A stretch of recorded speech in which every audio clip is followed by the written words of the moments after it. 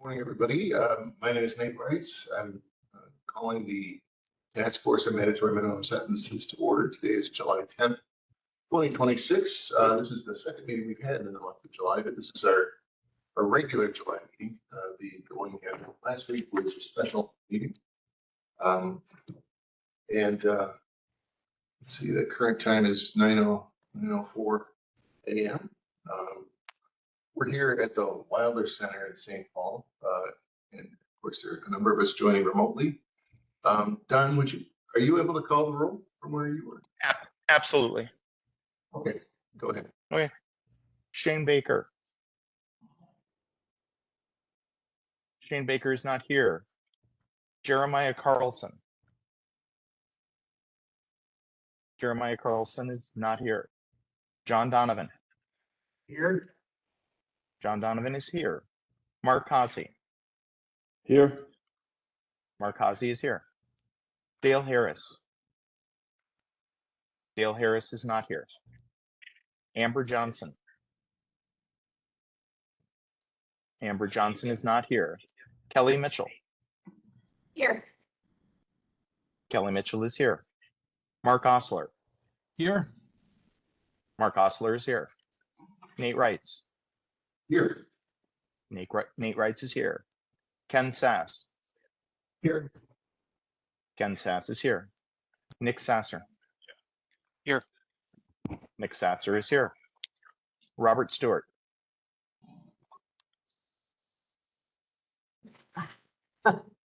Rob, I saw you here.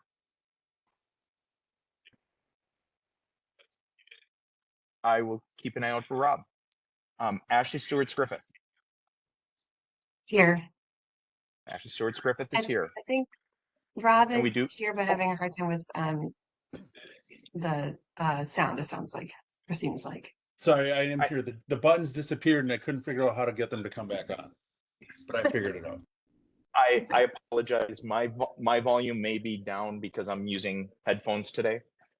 So, but I see Rob and I see Ashley. And we do have quorum. All right, thank you, Don. The next item on the agenda is approval of the July 2nd minutes. And I know this is all kind of coming fast. We just met last week. Let's see. So everybody had a chance to look at the minutes. They were just sent out about 20 minutes ago. Oh, they were just sent out about Yeah, 20 minutes ago? yeah. Well, Are they- maybe that's not fair. Why don't we just table the minutes? Well, okay, we can just, approve them in August. we can just approve them in August. So let's remember to approve the July 2nd special meeting minutes and the July 10th regular meeting minutes at our final meeting in August. All right, and we've been experiencing some technical difficulties. Can you remind me what the nature of those difficulties? We aren't able to see what I'm sharing inside here, I mean, in the room. So Okay, if you go to the first agenda item, which is impact. so we So log we on. have that document here with us that you sent over, and I can, pull it up if you want me to, but I think you sent this out last night. Yes, yes. So if we log on to the meeting, Yeah. we should be able to see everything then. Right. That should be around it. And I noticed that there's only 3 of us here in the room and we all have, it looks like we all have laptops with us, so we should all be able to log on. I haven't logged on yet, but Hopefully this is gonna resolve that. the 2 of you, okay. Well, it sounds like we have a workaround anyway, so that's good. Okay, so yeah, I'm not logged on yet, but we do have, so last night I sent out, the MSGC staff impact estimate to you, which is basically an estimate of what the prison bed cost or savings would be if these policies were implemented.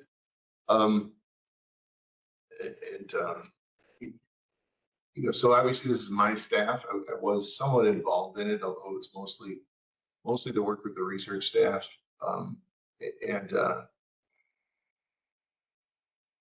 we do fiscal notes. We do quite a few fiscal notes during the legislative session. But I'll just say that all fiscal notes are based on assumptions, so we try to be very transparent about our assumptions. A couple of the assumptions that we made at the beginning are, that the cases that we look at, the cases that we sampled are going to be like future cases. And one of the problems with that is that there are some changes that happen. So Sentencing Guidelines Commission is about to implement some changes to the sentencing guidelines beginning August 1st that could have an impact on, that will have an impact on prison beds going forward. Those changes are not accounted for in here because. I don't know what you're talking about. I don't think did you guys get something? Yeah, this was emailed last night. So yeah, there should be this document called. Oh, it's in your Good. physical Hard packet. copy. I don't seem to have it in the email. Yeah. All right. Is anybody else in that situation where they didn't get the copy last night?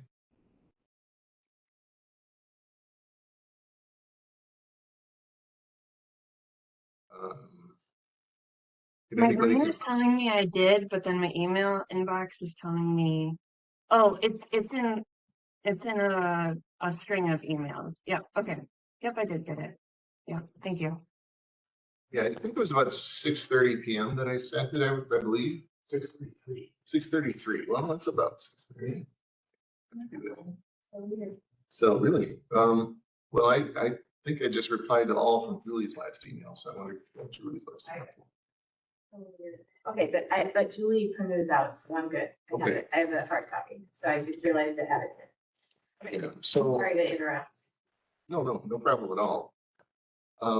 So, and I think, I'm not logged on yet, so I don't know this for sure, but can you check the attendee list and see if, any of the research staff.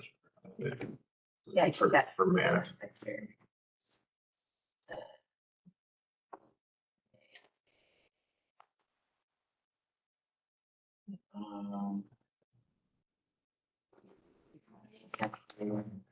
That is, he's an attendee, so if you want him up, then we can go to We'll see if there are questions, but Okay. but we do have, so Matt Helena is a research analyst who worked, basically in the nitty gritty of preparing the impact estimate. So if we have any questions about this, I'll probably pretty quickly phone a friend and ask to elevate Matt to be a panelist. So like I said, this assumes that future sentences will be like, future case sentences will be like past case sentences. And in particular, like there was a 30% sample of 2023 cases. And so the assumption is that all future cases are essentially going to be like those past cases in terms of prison bed impact. And that's because there's a lot of fact-bound things that we don't normally track here, like whether the weapon was personally possessed or constructively possessed, for example. That's a difference in the policy proposal that went out, but it's not a difference in current law. And I see there's a question. Mark? Yeah, more just a point of clarification. The assumptions about the length and length of the enhancements and the dispositional enhancements, they're just that, assumptions, right? Because we don't, in our proposed recommendations, we don't give the legislature any directions or suggest they should tell the sentencing guidelines, like a range of those lengths. I'm speaking to, I think it goes from 6 months to. Mark, you're 100% right. I'll get to 40. that when we see one. Right now, I'm just kind of talking about the general assumptions that we make. And the other thing is that because we don't incorporate things that have recent policy changes. Number one is the Minnesota Sentencing Guidelines Commission's changes to how they get calculated the criminal history score. There were some changes to severity level rankings as well. Those changes are not, because they're not in the 2023 data, we're not factoring those in. And so there's a really good chance that the the prison bed savings that are estimated here are overestimates, overstating the case a little bit. The other thing that kind of has a similar effect is that within the past few years, the legislature enacted the Minnesota Rehabilitation Reinvestment Act, which may have its own prison bed reduction. That's my understanding is still in the process of being implemented. It is partially implemented now, but it's not. I don't think it's fully implemented. Is that accurate to say, Kelly? It's not fully implemented, and the people that are being released right now are on average saving 2 to 3 months off their sentence. It's not significant changes right now. So when the MRRA is fully implemented, that will also reduce prison beds, which will again have a tendency to make these prison bed estimates somewhat overblown, and I can't really tell you the extent of that. And then we get to the specific assumptions for the policies, and basically, so the way that and this kind of references another document that you have, which is a memorandum from me dated July 7th, where I basically sort of restate what I thought happened at last week's meeting. And in that, I listed a hierarchy of what I term firearm involvement, and you see this on pages 16 and 17 of the draft bill language, where it's got numbered 1 through 5. That's the hierarchy of bill language, and that's as far as it goes in the legislative direction. It just says basically treat 1 as less serious, treat 5 as more serious than 1, and 4, 3, and 2, and so forth. So it doesn't say what the penalty is supposed to be. So we, and in this case, it's just me, I just made stuff up. I just threw some numbers out there and said, here, take this assumption. So what I threw out there was basically, 6 months per tier, basically. So 6, 12, 18, 24, 30. And then starting at tiers 4 and 5, there was also a dispositional switch where it would turn on. Now that's just a guess. And we have literally no information about what the Sentencing Guidelines Commission is going to do, because we don't even know who the Sentencing Guidelines Commission is that's going to handle it. So I would not be able to fathom a guess as to what that commission will do. So I just kind of threw out what I thought was kind of a conservative,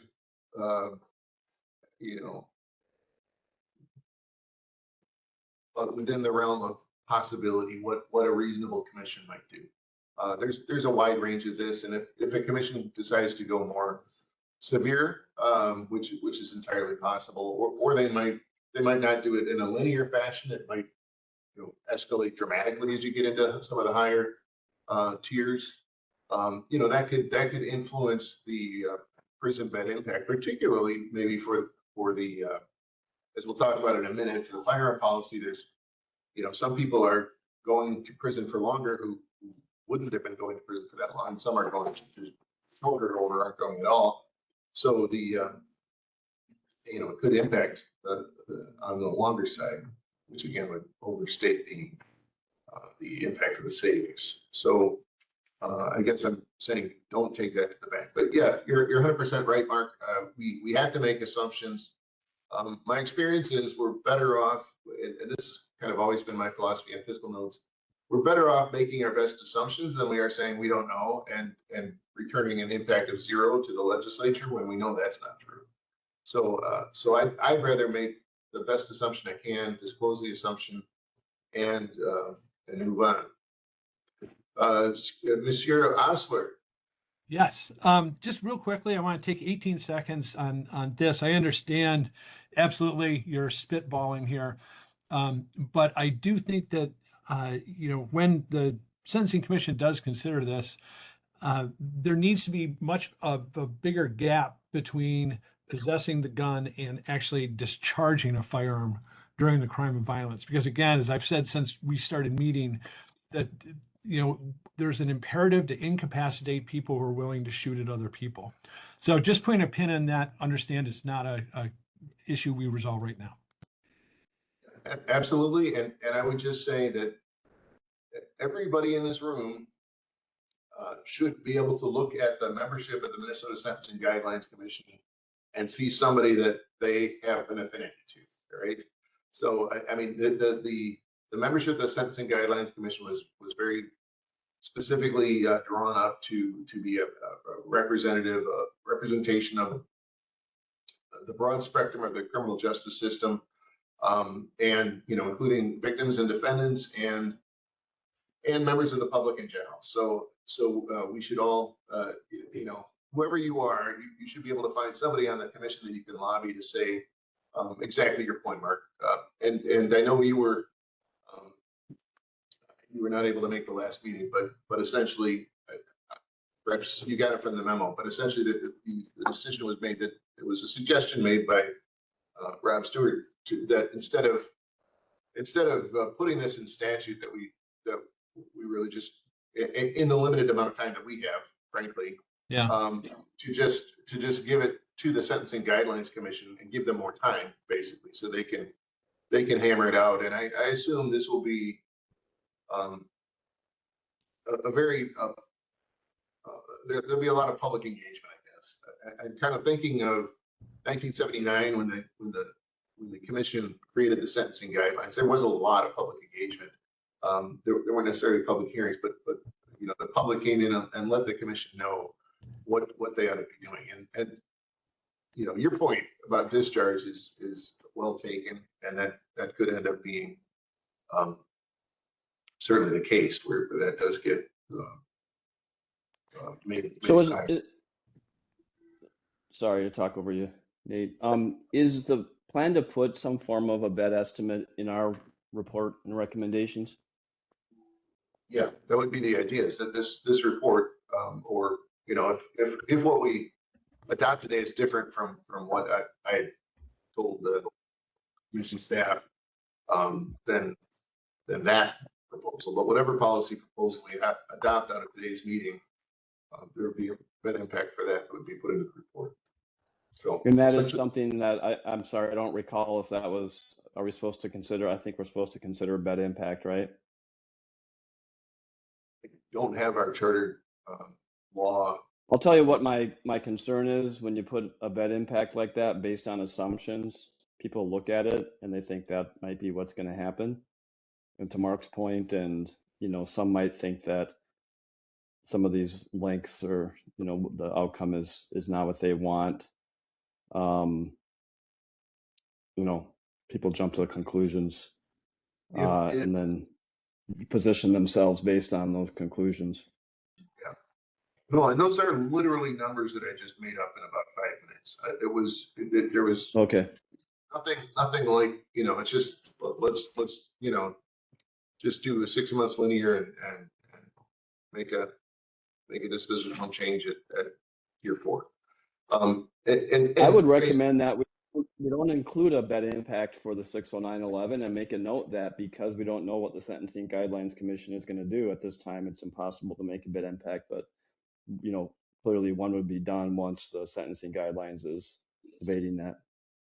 Well, I'm going to push back on that a little bit, Mark, because I think, so let's, if you don't mind, let's turn to table 2. Well, let's look at table 1. So on page 5, this would probably be a good time to share the screen.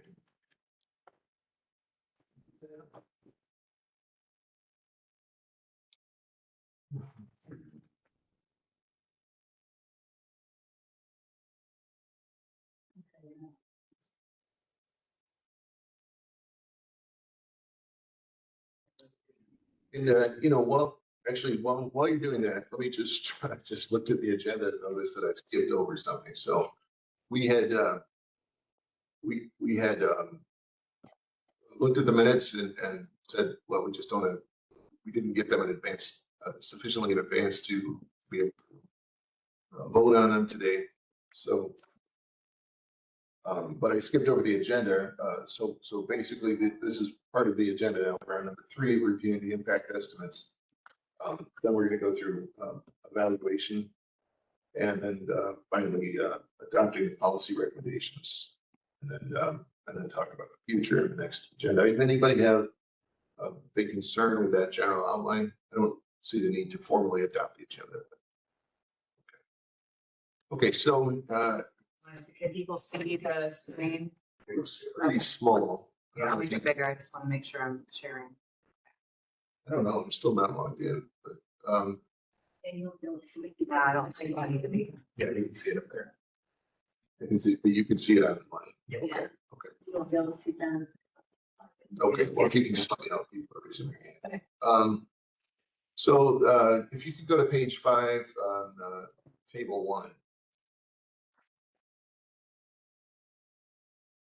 So this is, these are prison beds that will ultimately be avoided according to the impact estimate. Yeah, the first one involves that, you know, kind of whopping assumption as to what the Sentencing Guidelines Commission will do. And it is problematic, you know, those assumptions, you know, and in general, the assumptions are problematic just because they don't incorporate new policies, but we won't have that data for years. So I don't know that there's much we can do about that.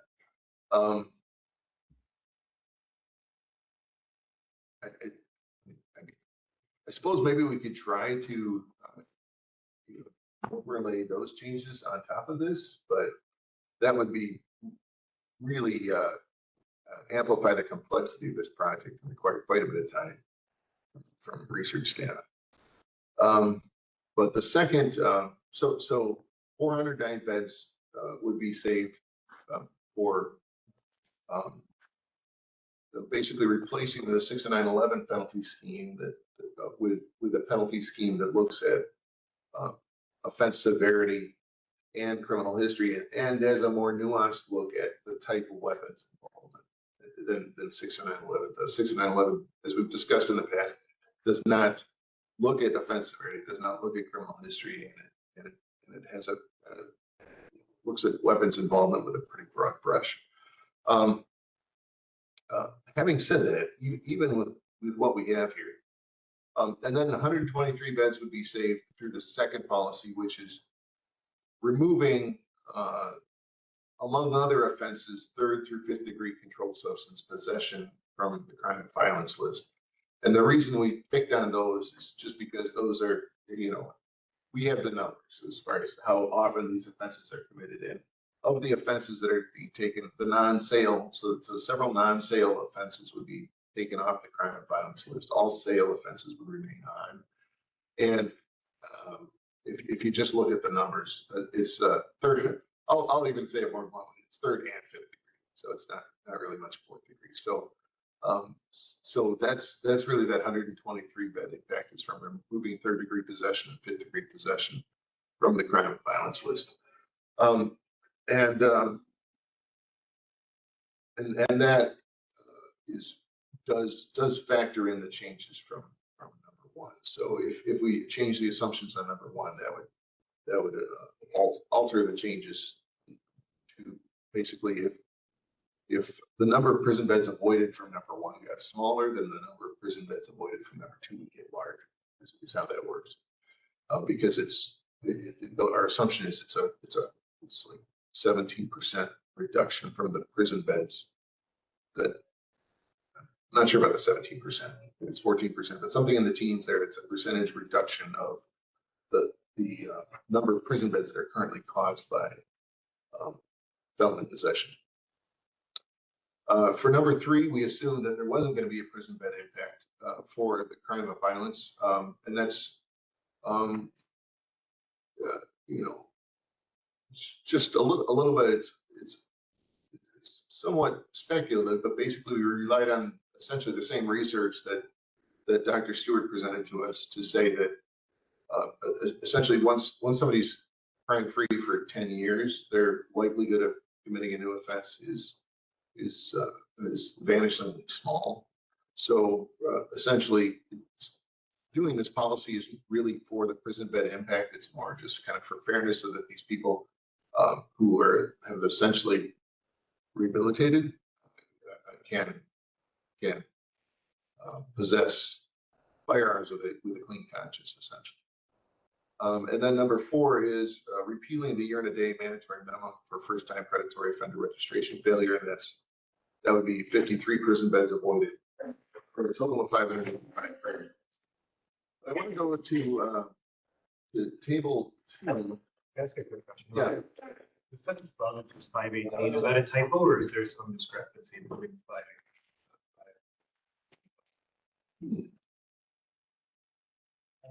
All right, why don't we pull that up for the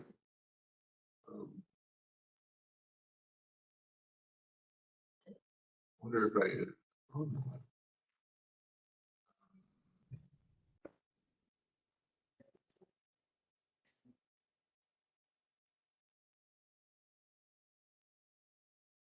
Don, can you elevate that lineup from attendee list to panelists, please? Sorry, give me a second here. Yes, I can do that. Thank you. Matt has been elevated. Thanks. Hello, everyone. Can you hear me? Yes. Yeah. Welcome to the task. Sweet. So, Thank you. Did you hear the question?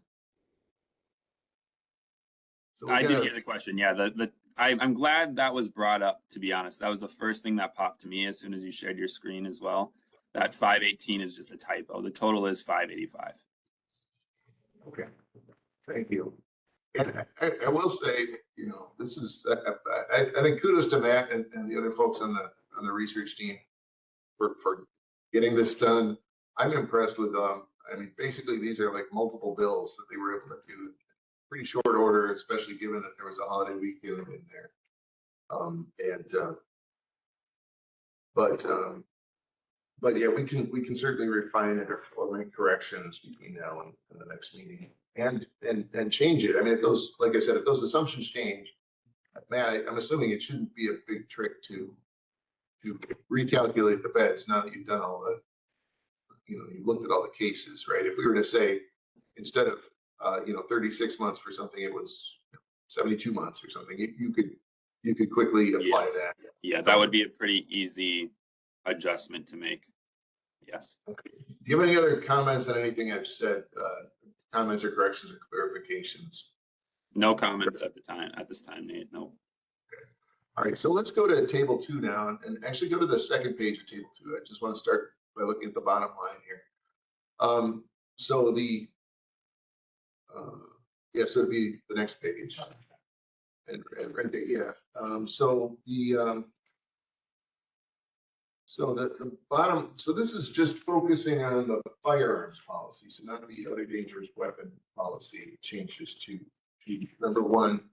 And you see that in that there's an 89 prison bed savings, but that's just in this 30% sample. So that 89 prison bed savings is then going to be extrapolated for a whole year's worth of data, and then we're going to assume that's like the future. So 89 is, it is not the actual prison bed savings for the bill, but it's what the prison bed savings would have been if in this 30% sample, the policy number 1 had been applied with respect to firearms cases, 611 cases that went to prison.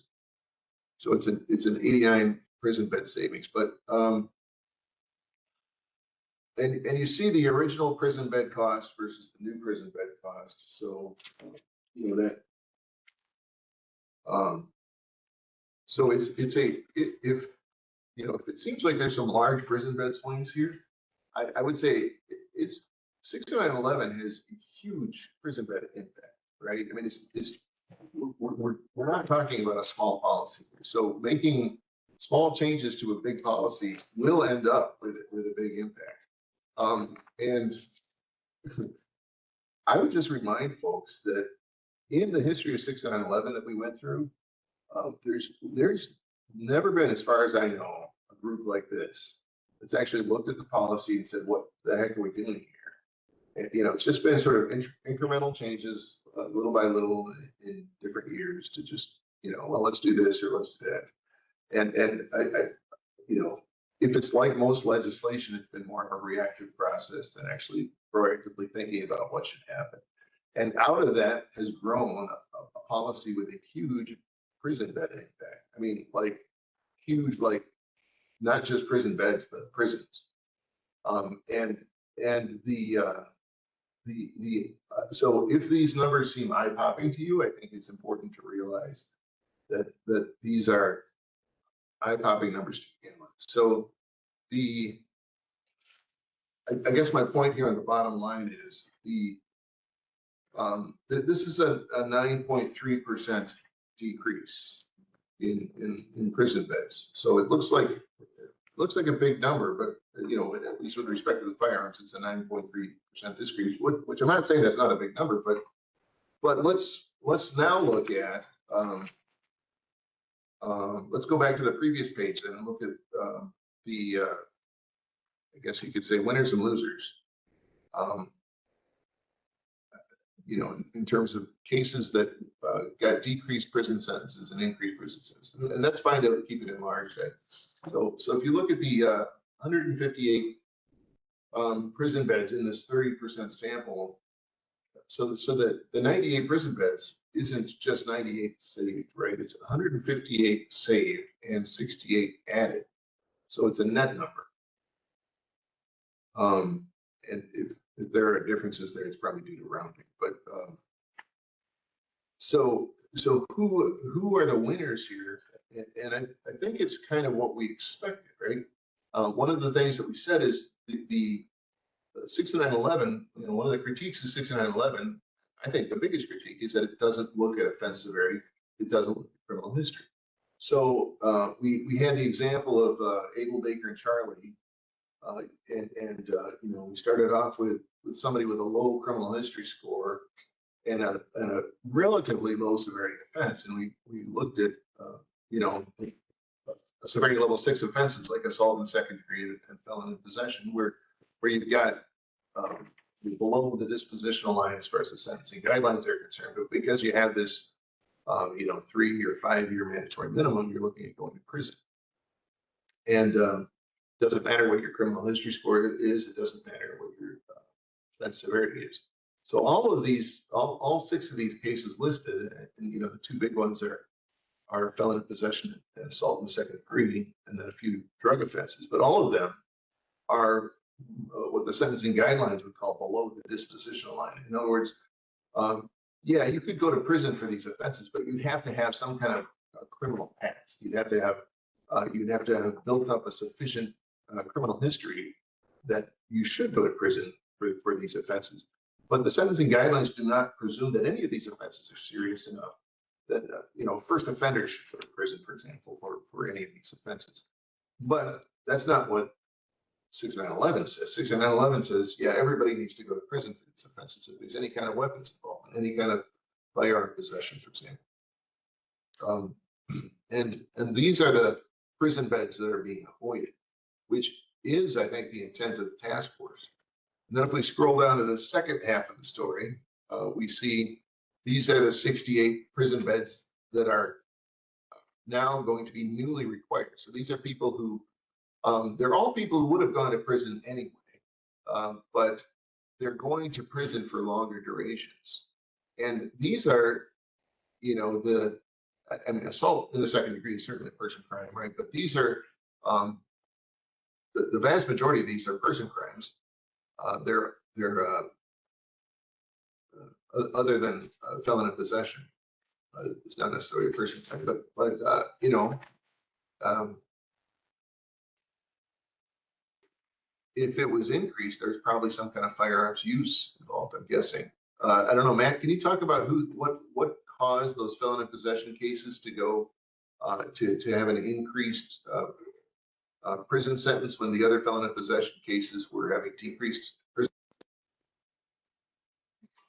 Yeah, certainly. So first, for those that received a prison sentence in the past and now continue to receive a prison sentence, but at a shorter duration, these were people who previously were sentenced to the 60-month mandatory minimum, and the presumptive grid cell was a duration lower than those 60 months.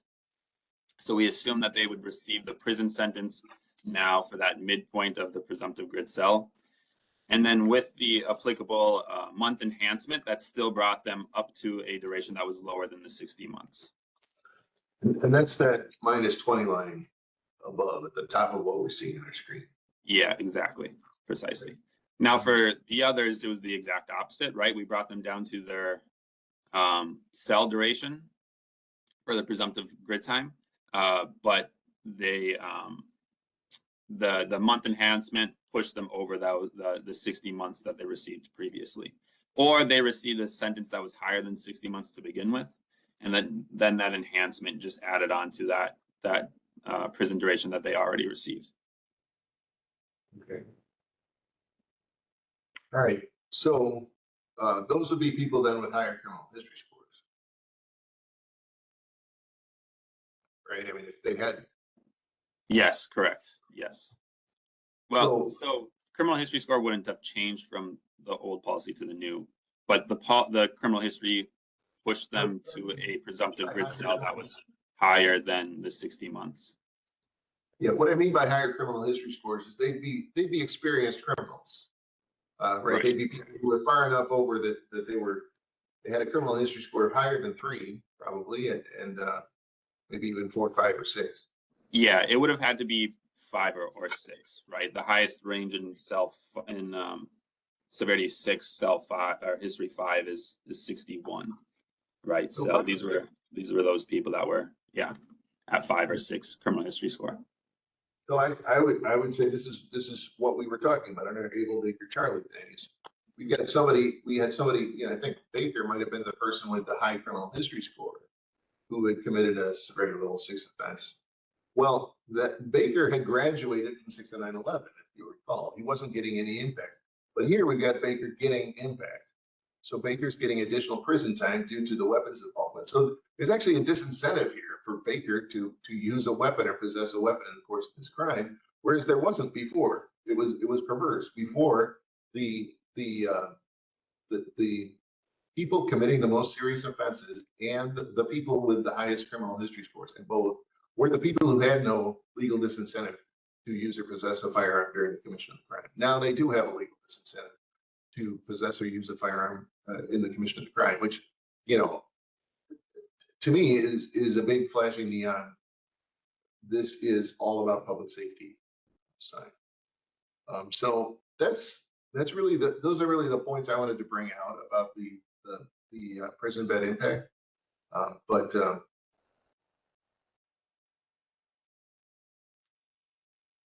Yeah, any particular questions?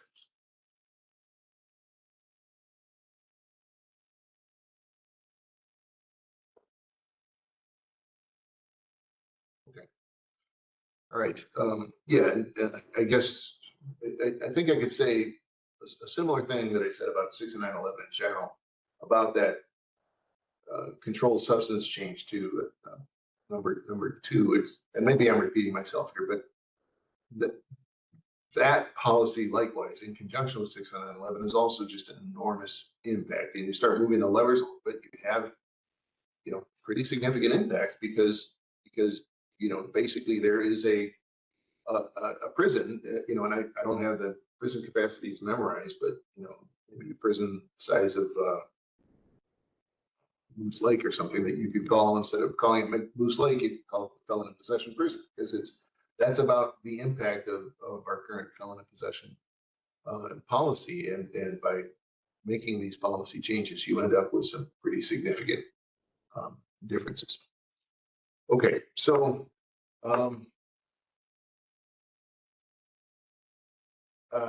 yeah, I guess open for discussion on the impact estimate, or questions, or anything like that, or we can move on. I would like us to come back to the issue of whether we want to include it in the final report or not. I don't think we have to decide that now. I think the more important thing is to get the policy decided. Sure. And where we're at.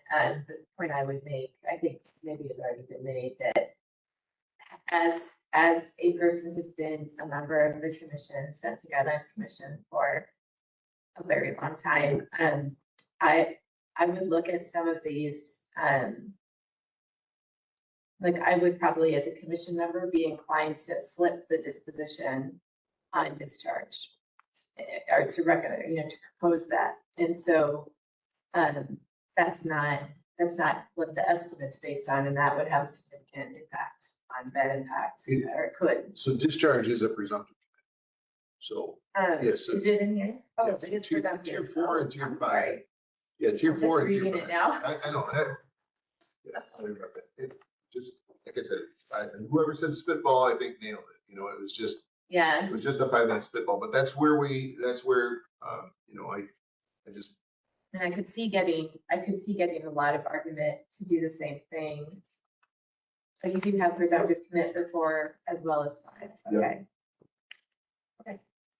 but.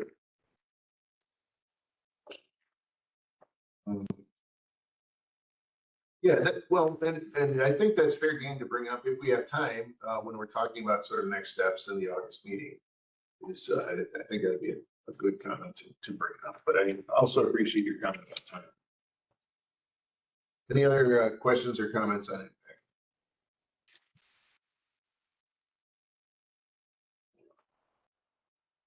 Okay.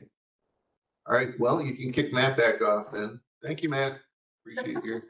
Appreciate your time. All right, so next we come to evaluating the preliminary policy recommendations, recommendations grid. So we, as you recall, we looked at these various policies through the lens of this evaluation grid that Ashley and her Claude or ChatGPT or somebody helped her with, but I think it was really helpful to look at existing policies through the lens of that grid. And now we're going to hold ourselves to the same standard and look at the preliminary policy recommendations that we came up with at the last meeting. Well, of course, in the last several meetings, but included the process. And see how it does in these. So, Mark, I know you weren't here. Mark Osler, I know you weren't here at the last meeting, but I am hoping that you can. I kind of asked if each of the chairs could lead us through the same two areas, and just lead a discussion. And we don't have time for a ton of discussion, but just sort of what sticks out to you in the areas of for you to be fairness and proportionality and unintended consequences and risk. So the first policy recommendation is basically replacing telling the Sentencing Guidelines Commission to come up with a replacement policy for 6911. So basically replace 6911 within the sentencing guidelines. And then the legislature would give the commission some parameters within which to do that, including this 5-tier weapons involvement hierarchy. Those would be the 5 tiers that we discussed in the past. And the commission could also consider, to what extent accomplice liability should be given. Should somebody be held liable for the firearms possession of an accomplice? And if so, under what conditions and to what degree? Those are all questions that the commission will have to iron out. And again, that was something MSTC staff assumed the easy assumption of, sure, they'll do it exactly the same as it's done now, which I don't blame them, because that's the easiest thing to do as far as data analysis. But so that's the first policy. And does it make sense, do you think, to go through policy by policy or evaluation criteria by evaluation criteria? I would assume we do it policy by policy. Because sometimes, especially, they bleed into each other. Okay. So the first one is public safety.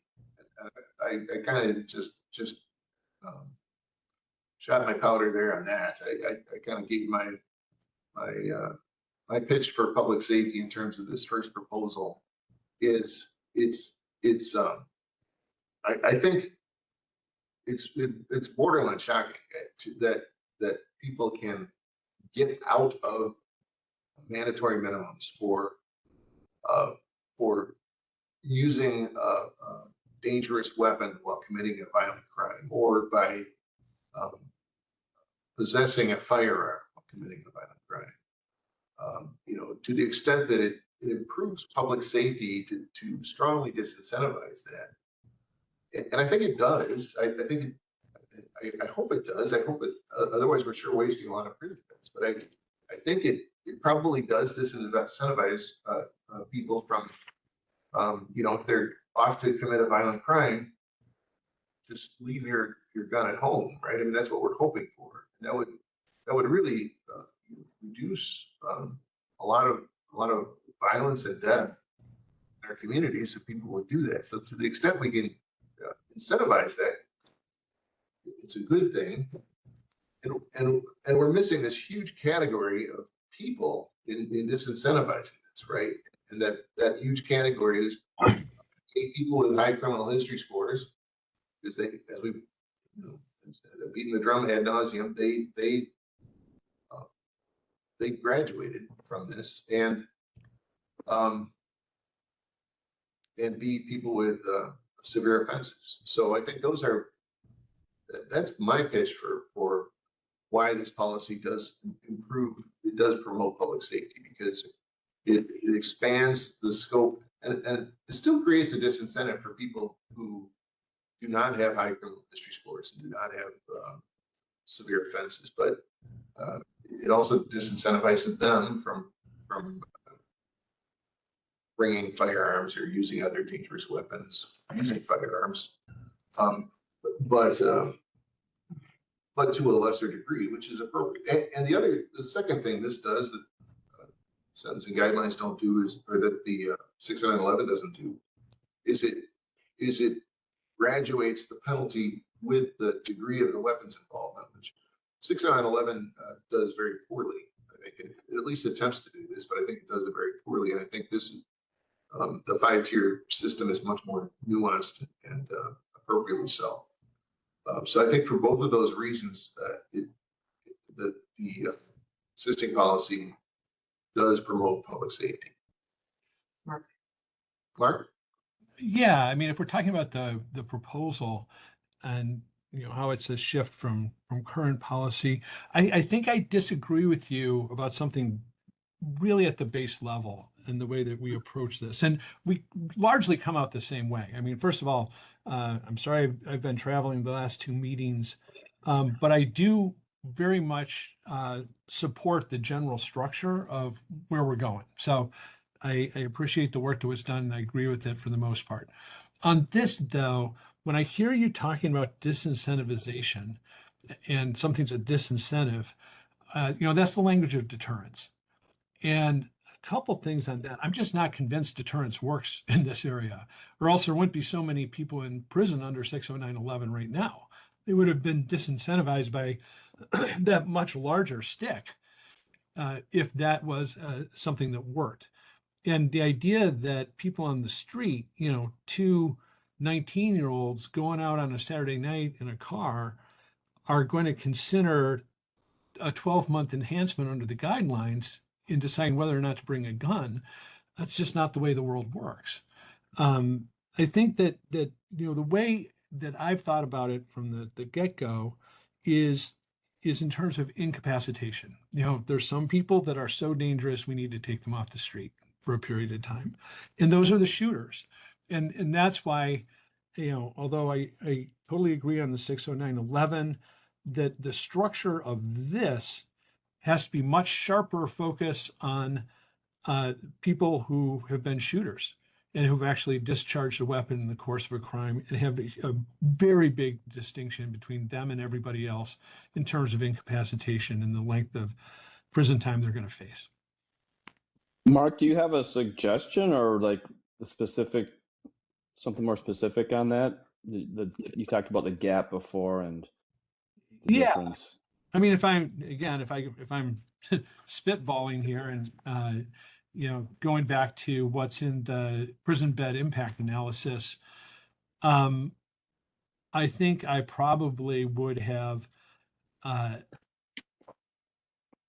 much flatter range for everything through brandishing, and then a much higher enhancement for actually discharging. And so, in other words, it would be, 6 to 12 months for everything else as an enhancement, and have an actual 5-year enhancement for actual discharge. So, and we're getting a little away from evaluation here, but I want to ask a question on that, Mark, because I know you weren't able to participate in sort of the final crucible process where we came up with this, but we have tier 5 right now as sort of having 2 categories within it. One is discharge, and the other is using a firearm during a crime of violence after you've had a previous offense you've got a previous offense on your record that was also a crime of violence where you also used a firearm. So those are equal right now on tier 5. And are you suggesting we should split out tier 5 and put discharge on a tier 6? Yeah. By itself? Yes. Okay. Yeah. I think so. Okay. So I'm going to just at this point talk a little bit out of order, but sort of my philosophy about how we're going to do the next process. We did the informal process of FISTA 5, or I've heard it like love, like, live, and loathe kind of thing. Like, I love it, I like it, I can live with it, I loathe it. And let me just kind of convert that into Robert's Rules of Order, because that's what we're doing today. So essentially, if you hate a policy, just vote against it, right? If you think the policy could be salvaged or improved with an amendment, then make an amendment. Make a motion to amend it, and then that's how you communicate that. You do a motion to amend. So, for example, Mark, when we get to policy number 1, could make a motion to amend the policy to split up tier 5 into to separate discharge into tier 6, and then we can vote on that, and Mark's motion would win or lose. And let's say it lost, then Mark would be left in the position of, well, can I live with the policy as it exists anyway? So then he'd have a second decision to make when the final vote on the policy came. So that's essentially how we convert our FISTA 5, if that makes sense. So if you don't like a policy and you think it's irredeemable, just vote against it. But if you think there's a possibility that it could be redeemed, then make a motion to amend it, see how the motion does, and then after the policy's been through the amendment process, then you got to see whether you can live with the result. Okay, Nate, when's the right time to make that motion? Yeah, that'll be in our next agenda item. Right now, we're trying to evaluate this policy as it is right now for public safety. And Julie, I don't know if are you gonna be taking notes in the squares, or kind of gonna do I that? think Jennifer is going to, Okay, so perfect. I don't know if it's helpful to have this even up. I think it is helpful to have it up, but it might be distracting to Yeah. see the notes being taken. Yeah. So I guess, Mark, I'm gonna push it back on you. Do you think the policy as it is right now, which gives the commission essentially the discretion to do this? So again, please do not hold the commission responsible for my spitball. Okay, my 5-minute estimate that we did for the fiscal note, that was for demonstration purposes only. That's not real. So the question is, if we give this policy to the commission, we give the commission a year and a half to hammer it out instead of 5 minutes. Do we think that this policy would have a tendency to promote or undermine public safety? I would say promote. So I'm in favor of it for that purpose. Any other comments on 1A, the policy, the replacement, 6911 replacement by the Sentencing Guidelines Commission, category public safety? All right, Mark, do you want to lead us on a discussion on fairness and proportionality? Sure. And we've talked about that before. I guess since we don't know, exactly what the commission is going to do, it's hard to talk about proportionality. So, I guess, do people think that the spitball is properly proportional? I mean, I've said my piece on that already. I think the discussion we already had went to that.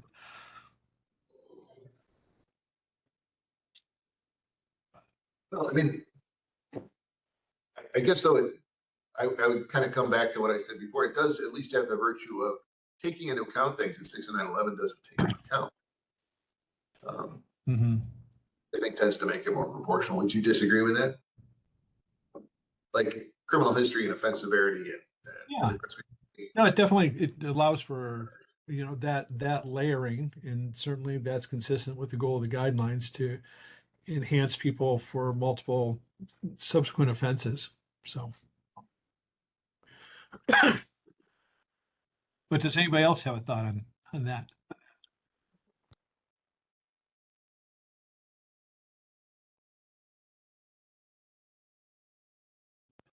All right, Nate, I'm hearing nothing.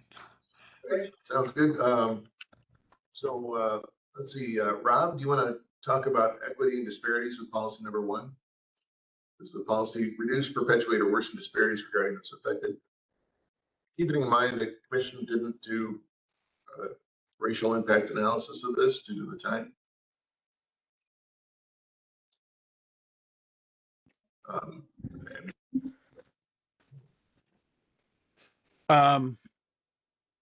Yeah, I mean, I guess I think what it would do is reduce geographic disparities. I don't know that it would reduce like racial disparities. I don't know how, because we don't have really anything on that, but because there's such different ways that these things are applied across the board, or across throughout the state.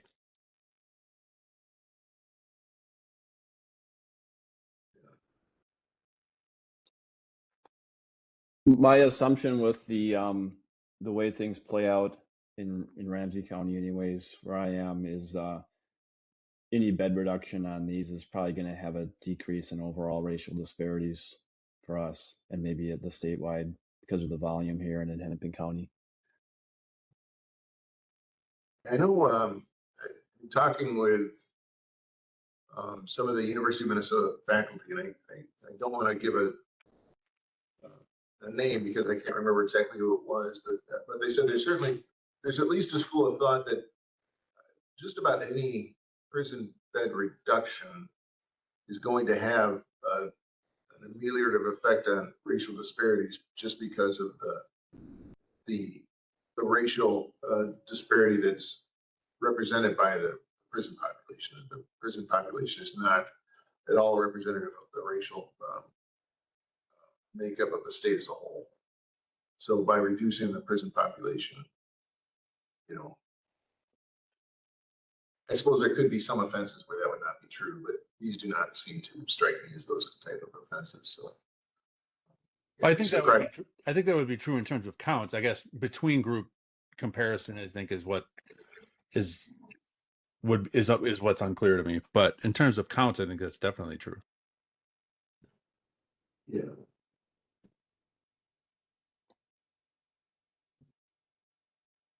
Right. Right. I mean, it would.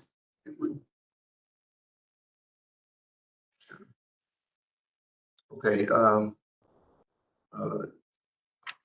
Assistant Commissioner Mitchell, you want to talk about impact on victims and survivors? You have the next 2. Okay, so looking at victims and survivors for this one, when I look at the bed impacts, what I'm seeing is that majority of the decreased beds are really coming from offenses involving controlled substances, the possession 5, 3, and 2, or 5 and 3 mostly. And so those are the possession crimes are victimless crimes. So that shouldn't affect victims.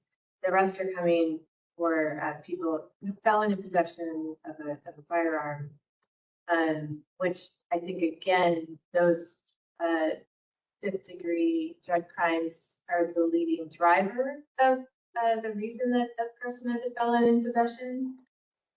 So I think that there's a lot of, there are potential changes here that really don't have victim impacts on the negative side, where the beds are being increased. We are looking at assaults, murders, sale, things like that, where I think there is a greater potential for victims. And so I hope that the incapacitation argument that was made earlier would provide some relief for victims. I'm not seeing like domestic violence on here. I don't know if maybe that's just not an offense that's frequently involving a gun. So my initial take is that maybe at best we're neutral on that front. But I would really love any insight Ashley might have. She knows better than me. Oh, I agree with what you said, Kelly. I know that, it was brought up that, sometimes like drug crimes can like the victim maybe, and that is like the community,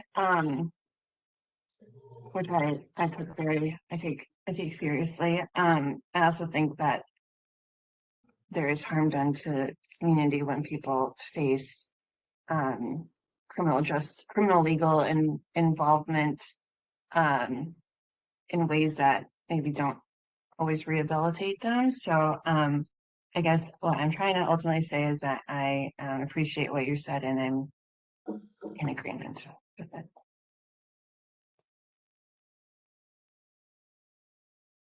One thing that occurs to me when you were talking about domestic violence is kind of going back to this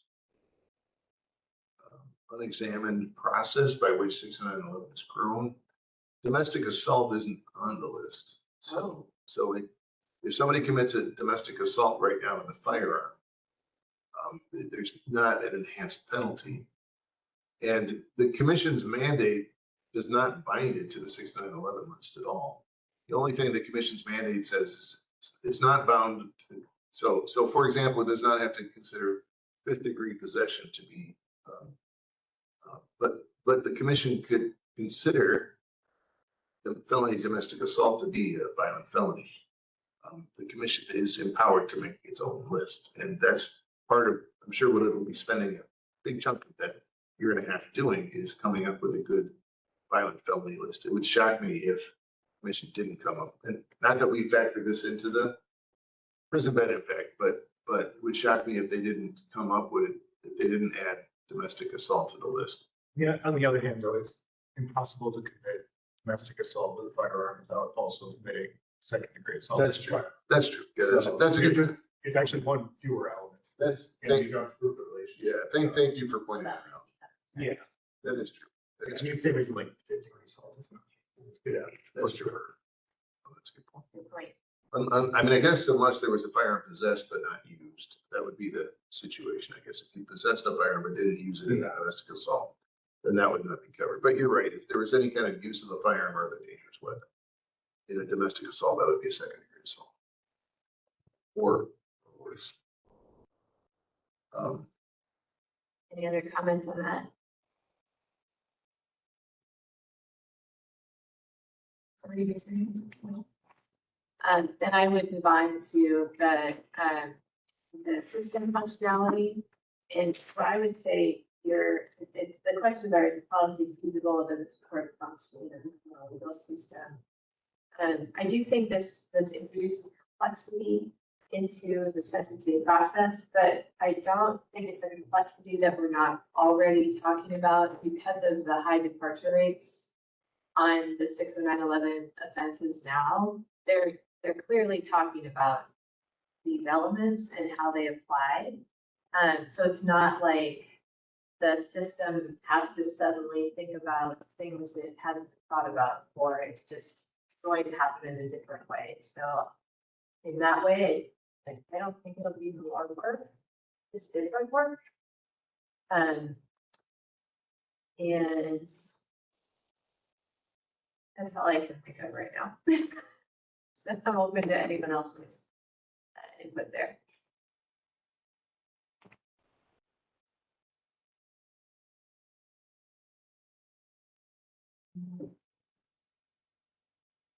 Any comments on that? All right, back to you, Rob, then for fiscal and resource impact.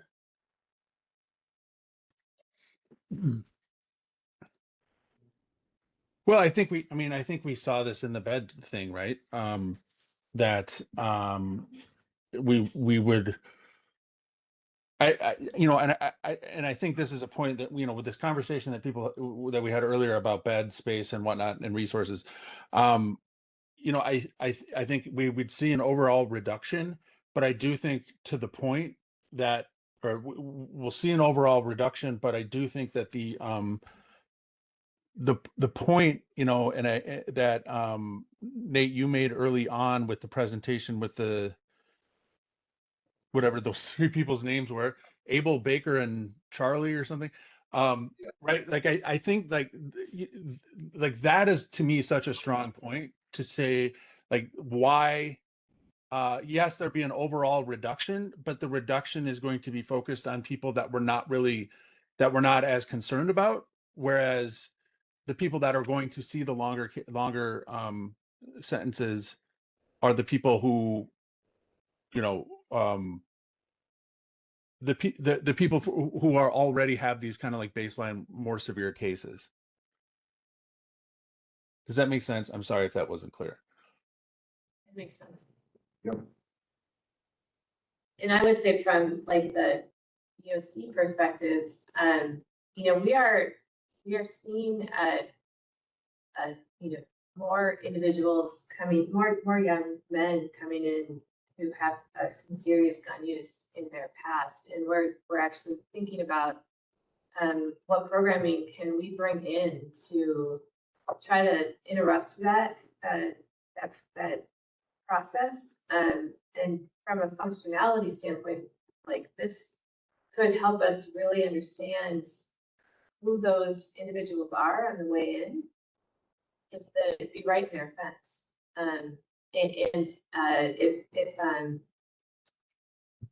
my assumption is that especially the people that are discharging, they're probably going to prison more often than, it gives us the ability to focus our resources on interrupting that behavior and changing the trajectory of that person as we can, with that group of people.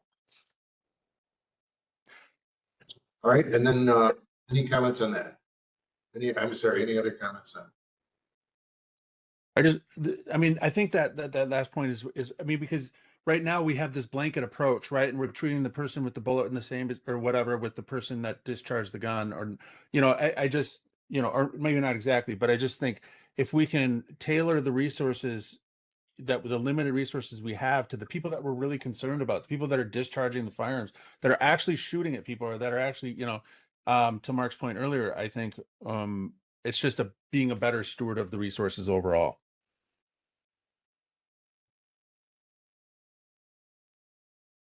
And finally, back to you, Professor, for unintended consequences and risk. Yeah, just my own 2 cents on that one. I think one of the risks is, of course, what the Sentencing Commission will do with this, but that's probably not what you mean. So, I think that's very valid. I think that is a risk. yeah. But what are other people's thoughts on that one?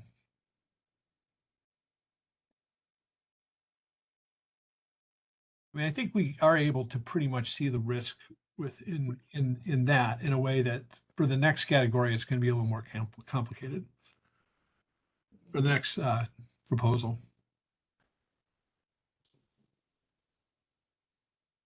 I will counter that by saying that the direction that has been drafted in this proposed statute is pretty clear to the commission. And so when they get that type of direction, that they do need to do something that aligns with that scheme, I haven't seen them not haven't seen them do something contrary to what they've been told. I mean, the commission really does follow the direction of the legislature. Good. Yeah, I agree with that. It's been my experience. The commission never blows off the legislature when they tell it to do something. The commission, I think, knows it's a product of the legislature. And can be, you know, I brought you into this world, I can take you out kind of thing. But you know, having said that, we don't know what Governor 42's commission is going to look like or what it'll think like. But that's certainly been the past experience. But I appreciate that that is a risk. Okay, so removing, I'll just focus on fifth and third degree drug possession among other crimes from the crime of violence list. Let's talk about that from a public safety point of view. I mean, I think there's pretty.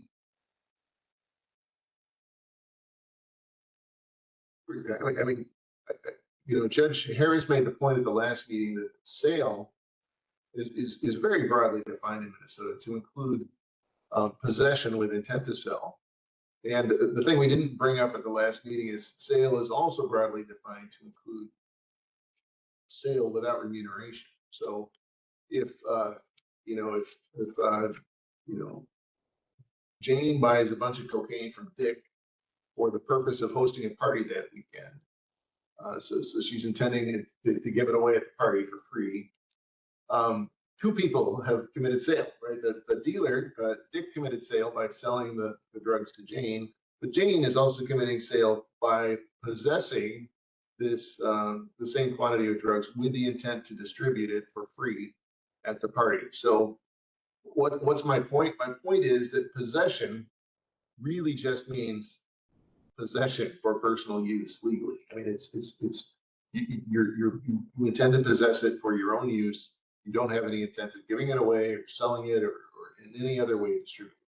So by taking these two possession offenses, and I recognize there are other offenses, but you know, I'm looking at the numbers here that the two big offenses are the fifth and third degree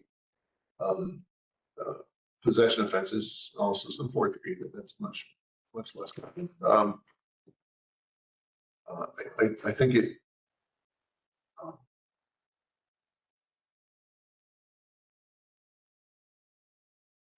I think it sort of causes, and maybe I'm bleeding over into some of the other categories here, but I think it causes the list to be more accurate in terms of being a crime of violence list. And I don't know, I guess that seems to me to be a promoter of public safety. If what is left has more of a general recognition as being truly a crime of violence list and not a air quotes crime of violence list. Any other thoughts on public safety and tightening up the crime of violence list?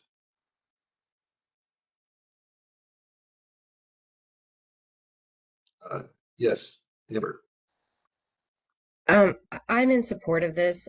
I would also, I guess, add for public safety reasons. I mean, practically speaking, most sale charges have a possession charge as well on a complaint. And there is just, I mean, there's discretion with the prosecution as to whether or not they'd offer a possession opposed to a sale charge. So if there are real public safety concerns with a particular defendant, it might sort itself out there. Additionally, especially at these lower level of possessions, even though they're not, they might, a lot of people might possess more because they do sell to support their habit, which is a drug addiction and not necessarily a public safety concern. So I think the lower level possession crimes are appropriate to be taken off the crime of violence. I don't think they meet the definition that we all expect them to meet and that the average public expects it to meet as well. Thanks, Amber. Any other comments on public safety on taking possession drug crimes off the crime and violence list? Can I clarify too, this was, last time we talked about like the matching up the 15218 list, like the things that Yeah, matching up the spirit of the one. spirit, okay, so this is like using that as a template Right, to right. figure out what should be on the crime and violence list. Okay, Yeah, so, like cannabis possession, cannabis cultivation offenses, not cannabis sale, those offenses would also be taken off the crime and violence list. But anything involving sale, manufacture, importation, those offenses would stay on. I think that makes sense. All right. I mean, and I guess the real question is, does it harm public safety to take the offenses off? Take these possession offenses off?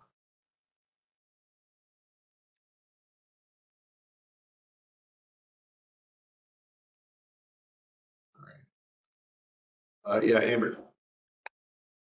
I would say that that's, I guess, unlikely. I think there's logic in having it reflect the spirit of the 15218 statute, which the legislature has already decided, essentially, if you meet certain criteria, that you don't even get a conviction for this sort of offense, at least your first time around. And so I think that I don't think there is a risk. And if there is a risk, it's minimal. And I think that likely the criminal justice system would sort itself out in that respect, because they'd be convicted of a sale at some point if they get hit with enough possession crime charges. But I'm just thinking of it practically out. I think mirroring it shows that the legislature and the courts and everyone is on board with the idea that these are not, you shouldn't even have a conviction. So I don't know why you should also have they should be considered crimes of violence as well. Thank you. Looking at the time, I haven't done the math on how many minutes per square we have, but I suspect it's pretty small. So, and I apologize for not having done that in advance, but let's try to make it pretty quick. Although this is one of the more significant ones in terms of impact, as was number 4.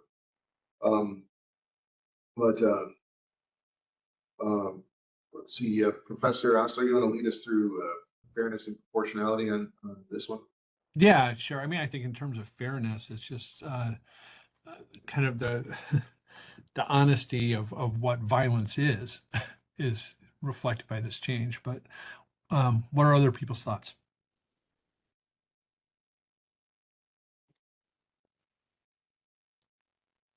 All right, Nate, I'm not hearing anything on that one. Well, Rob has his hand up. Oh, okay. I would just quickly, I mean, I understand what people are saying in terms of the relationship between, like, say, larger, like, say, drug sales or possession of larger amounts. Like, I understand and hear where people are coming from relating this, those activities to violence. I don't think it's exactly borne out by the data in terms of analyses that I've seen, and say, like, how many, law enforcement drug seizures of, where they find an ounce of drugs or whatever, and they all, like, I think it's a relatively small proportion of cases in which you find firearms or other types of, like, weapons, or, and even smaller in terms of the use of weapons. But I also, like, I would remove 152 completely. Like, that's where I would go, right, in terms of fairness and proportionality, because I think there's also other arguments for why burglary and other types of, like, case, like first degree burglary and whatever might be associated with violence. But I guess I only say that to say that I also hear where other people are coming from, and so that I'm, I'm seeing this from a compromising perspective and saying like, well, this also makes sense because we already have this 152.18 stuff in here. We've already talked about how, especially these lower level things. The only thing I would be concerned about is, and maybe this is just an academic point, but the definition of 5th degree and 3rd degree possession changed pretty significantly in 2016. And so you have a lot of pre-2016 people who are in this, for whom a 2nd degree possession would have been a 3rd degree possession now. But I mean, I think that's just kind of the nature of statutes changing over time. The thing I would add to fairness and proportionality really is, I think the fairness issue is more acute with a lifetime ban. The idea that you can never possess firearms again if you're, you used drugs once and were convicted of that. And I'm thinking about a Supreme Court case that was issued within the last month.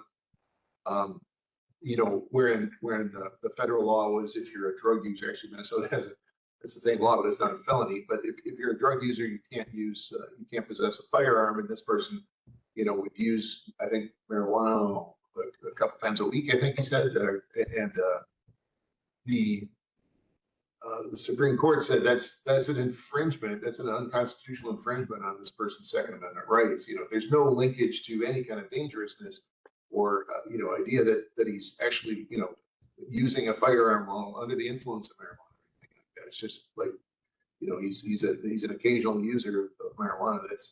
That's insufficient to deprive him of his Second Amendment rights. And I think of this and I'm like, well, shoot. I mean, somebody could have been convicted of, using a drug a long time ago. Could have been marijuana a long time ago. And now they're, banned for life from ever possessing a firearm. If that sounds like an infringement on Second Amendment rights, if the former case was. So, it does seem a little out of whack to me.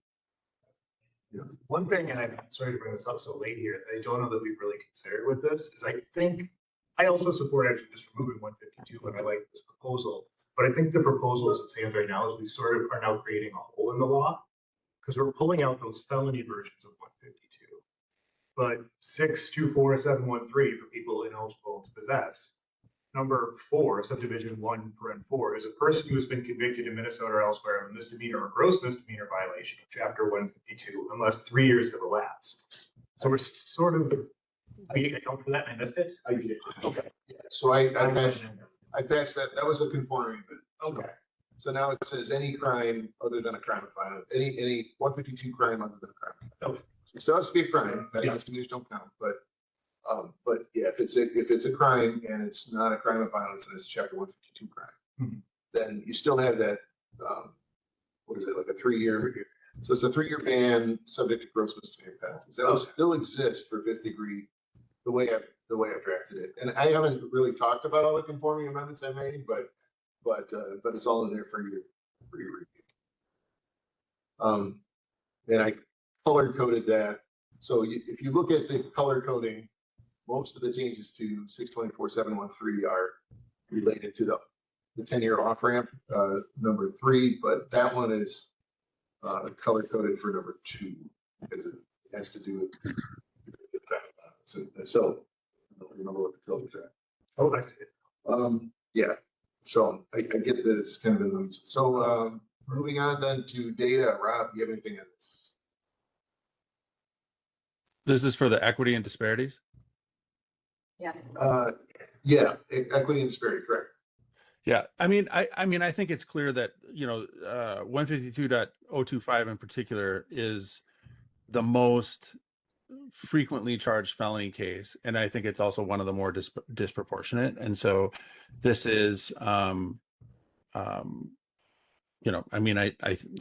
think in terms of reducing and perpetuating disparities, I think it's kind of clear how this would work out in terms of this would help to flatten some of those disparities.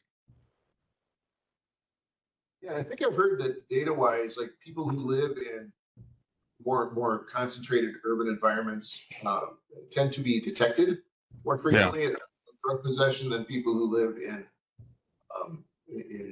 less dense environments, and that there tends to be a correlation between that and both poverty and race in terms of racial minorities as well. So Yeah, I mean, it's especially like fifth degrees, right? It's largely a function of I mean, fifth degrees often come up at, out of some type of interaction with law enforcement, getting pulled over for whatever reason. And, like where I grew up in southern Minnesota, you might see one cop, driving from home to work. When I drive to work here, I probably see 10, right? So I mean, or whatever it might be. And the more exposure you have, the more likely you are to interact with law enforcement, because people can't drive without breaking the law. I think that's a great point. All right, Kelly, you want to talk about the impact on victims and survivors? I think here again, because the offenses that are being removed are primarily possession, I think we have more victimless crimes than crimes that involve victims. So I think that would be neutral. And then for system functionality, I think it actually eases up the things for the system, because it sort of eliminates further downstream effects that could result in other collateral consequences. So I think it actually eases up the functionality of the system. Any further comments on that? I think this maybe goes to the next one and also goes to number one as well. And this is maybe small potatoes, but I think Kelly, you could also speak of this. Is it getting rid of felon in possession for fifth degrees, but also the mandatory minimums? Those people who get the mandatory minimums who are ineligible for fifth degrees are often the best candidates for boot camp. And they often don't want to go to boot camp because they have the mandatory minimum. So their intensive supervised release is so either are taking up more beds, or you're tying up more community resources because they have to be on ISR the whole supervised release period, rather than just the shorter 1 year plus that most people at boot camp are on. So I think we're tying up resources on both ends. Yeah, that's actually a really good point. So I'm not familiar with this. I don't know if I forgot that we haven't talked about it before, but so why would ISR be implicated in this? Because people who come out on CIP who don't have mandatory minimums, they're usually on the phase 2 and 3. It used to be a year, now it's sort of when the agent says they're ready. It's about a year. And then they transition to supervised release early. But if you have a mandatory minimum sentence, you have to be on that supervision period until your SRD. And then you can just transfer to supervised release. So they're on stricter supervision. It's because CIP is an early release program for prison. Early release for prison. It's a drug boot camp, right? And you do the first part behind the walls, and then you do the second part in the community. But while you're in the community, you're still serving your prison sentence. So we put you on heightened supervision because of the fact that if you abscond, you've actually escaped from a prison sentence. So we keep you on that heightened supervision until you complete the 2/3 portion of your sentence, or the mandatory minimum, whichever happens first, and then we can transition you to regular supervised release. And is that because of 6911 subdivision 6 that says any defendant convicted and sentenced is required by the sentence is not eligible for probation, parole, discharge, or supervised release until the person has served the full term of imprisonment? Yeah. Okay. I did not understand that implication, so thank you for sharing that. All right, and then was that under system functioning and feasibility? Because it seems I like kind of said it was sort of, that's it's a good segue. In any case. Yeah. Yeah, that's, I already gave. Oh, you gave both. Okay. Yeah. All right, then back to you, Rob, on data. I guess the point that was just made about ISR, I couldn't totally hear it, but probably made sense.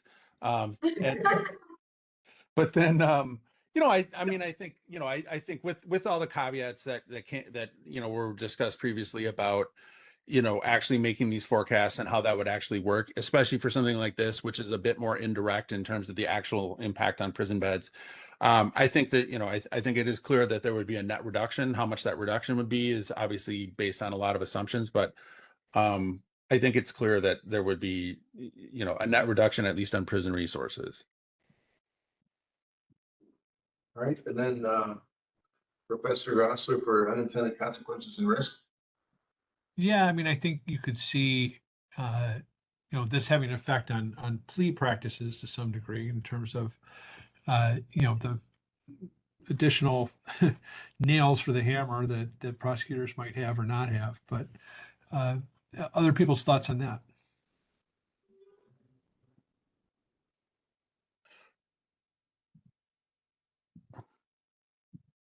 I mean, I do wonder whether there would be potentially, whether we would see a shift in which, I have to think about this, but in which something that would be charged as a third degree possession could be bumped to, would that be a second degree sale?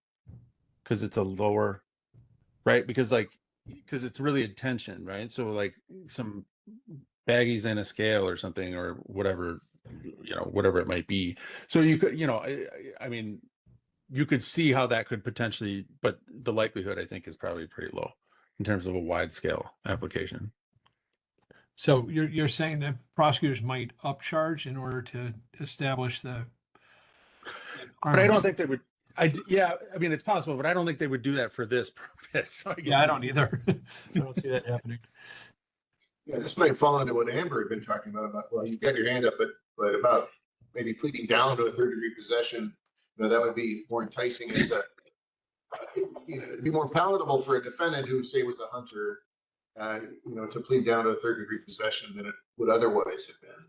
Yeah. But what were you going to say, Amber? Oh, I was just, I mean, I am of the, I think more of 152. I don't know about I think you could do a whole ban, and I think this is a compromise. I would say when I was saying, it could go that way. It could go up as well. Like if a prosecutor didn't want someone to have gun rights, they could refuse to allow them to plead to a possession charge and make them go to trial on the sale charge. I mean, that practically could happen like it does with mandatory minimums when you can't come to an, you know, if it's a mando, it's, you don't have a choice. Either you make them prove it or you plea out, and it can force a trial in that respect. I guess it depends on, it would put that power in the prosecutor's hand because most possession charges can also be just by sheer amount. Once you get to the point of where you're in like second degree sale, the amount they're going to say is indicative of the amount is indicative of sale or intent to sell. I mean, that's how they usually don't have actual sales when it gets high. It's just the amount itself. Well, under this policy, a second degree possession would not qualify for the, that's still the apparent violence. Right. I'm talking like a third degree possession getting bumped up, you know, with a second degree sale also charged. Well, prosecutors might have an incentive to prove the possession with intent, a little stronger incentive to prove the possession with intent to sell than they otherwise would. Try to infer the intent. I think practically we're talking, I don't know if practically it'd be a large amount of cases. It's just, it is a thing that would shift because it would be a new consideration, right? Whether or not, just like it is when you're pleading other crimes, one has gun right implications and one doesn't in a plea deal. And so it's already there as an umbrella when you're trying to decide what to do with a case. It's just, it would make negotiating drug crimes a little bit different because usually possession is on the table a lot of times. I think that's exactly the kind of thing to get after in the unintended consequences. So good. Okay, let's move on then to number 3, which is related to number 2, but quite a bit different and definitely had a little piece of the valley in our last discussion. This is the most controversial by far, as I recall. That was establishing a 10-year crime-free, post-conviction incarceration-free off-ramp where you'd have the automatic restoration of the civil rights. So this would require that the defendant had to have accomplished, and you'd also have to, of course, have your sentence discharged because you're deprived of your rights while you're still under the sentence. But once you've completed that 10 years of, I can't imagine a situation you wouldn't have your sentence discharged after 10 years after incarceration, unless it were like murder or something.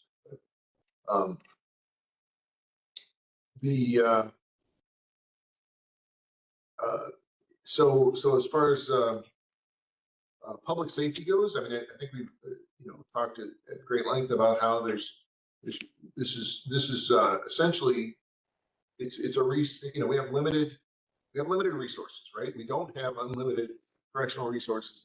That's always true of government and really everything else. But we have limited correctional resources, and to expend correctional resources in enforcing a firearms ban that is essentially accomplishing nothing is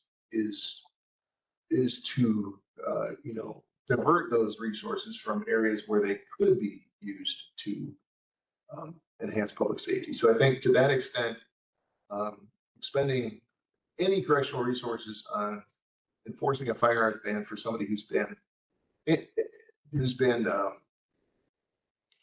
literally crime free for 10 consecutive years is a waste of, it's not just a waste of correctional resources, but it has public safety implications because you're diverting those resources from actual areas where those law enforcement and correctional resources could be put to good use. The other, and Nate, I would just add, this is 10 years from discharge from sentence. It's not 10 years from discharge from sentence. So it's 10 years. So there has to be a discharge from sentence, but it's 10 years from release from incarceration.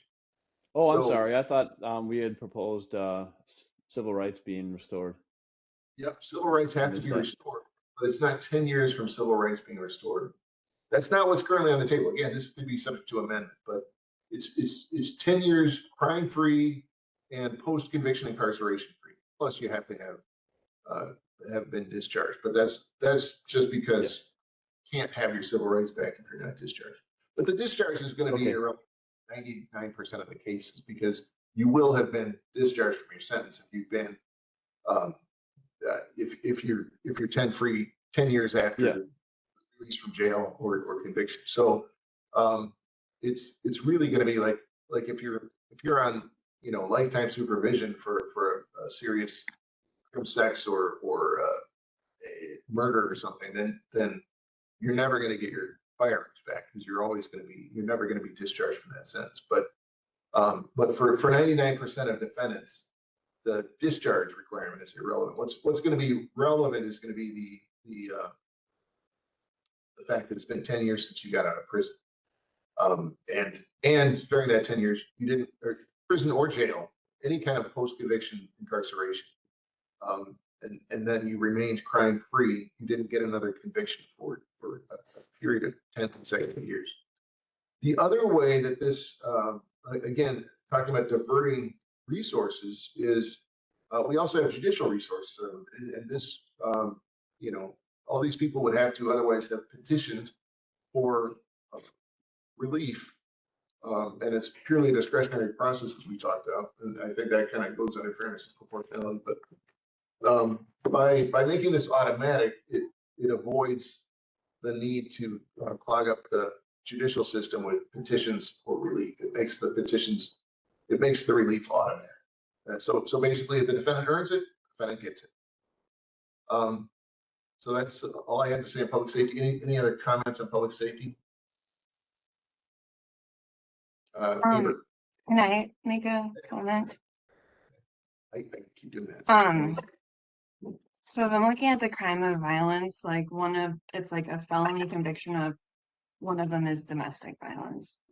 So in order to get a felony conviction of domestic violence, you have had to commit, you are on your third, it's a, what am I trying to say? So You have a misdemeanor, gross misdemeanor, and then a felony. So by the time someone gets a felony conviction of domestic violence, they've committed a lot of domestic violence, which we know a lot of domestic violence is happening in ways that is not always leading to law enforcement involvement. We also have domestic violence by strangulation. If someone were to take a risk assessment of domestic violence by strangulation, they would automatically, if they answer yes to that question, automatically they are high risk of being murdered or severely harmed by their partner. And I guess what I'm trying to say is like, and a lot of domestic violence does not end up in prison, even at the felony level. I just kind of sit with the situation of someone having, you know, a domestic, and also like we know that in sexual violence, out of 500 forcible rapes that happen, 8 people get convicted. 500 forcible rapes ends up 8 people get convicted. It is one of the least reported crimes. 1 in 5 forcible rapes are reported to law enforcement. So I guess what I'm trying to say is like, I'm just skeptical of someone who has not necessarily been involved with the criminal legal system, but has a felony domestic violence conviction, that are they actually not causing harm? And are they not causing harm in a way that, giving them a gun back could be a bad idea? I looked at the petition. I think there are some good questions on here. I would want to know if someone committed domestic violence, have they gone through programming, not just anger management, not just this, have they actually addressed the underlying issues? We know recidivism for domestic violence is very high. Not always like maybe getting convicted, but like it is something that's a very entrenched thing that we really have to do a lot of deprogramming on someone. So I'm just concerned that this could lead to domestic violence homicides.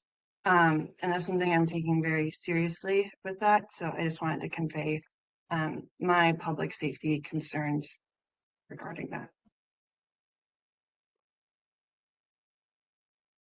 I have an additional question with this as well. If somebody is actually committing crimes, but getting diversion instead of a conviction, where we would otherwise catch them in the 10-year window, they would appear to be crime-free when they're actually not. So how would that play into this?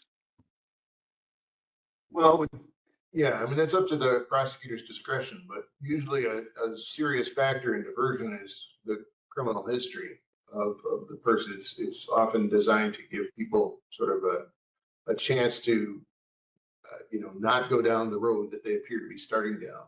If somebody already has one of these crimes of violence on their record, and every, we got 87 different county attorneys, so every county attorney can set up their own diversion program. But Shane, maybe you can talk to this, but I mean, it seems less like my hunch is that you'd be less likely a candidate for diversion if you had a prior crime of violence on your record. Would you agree with that, Shane, or just? No, I'd agree with that.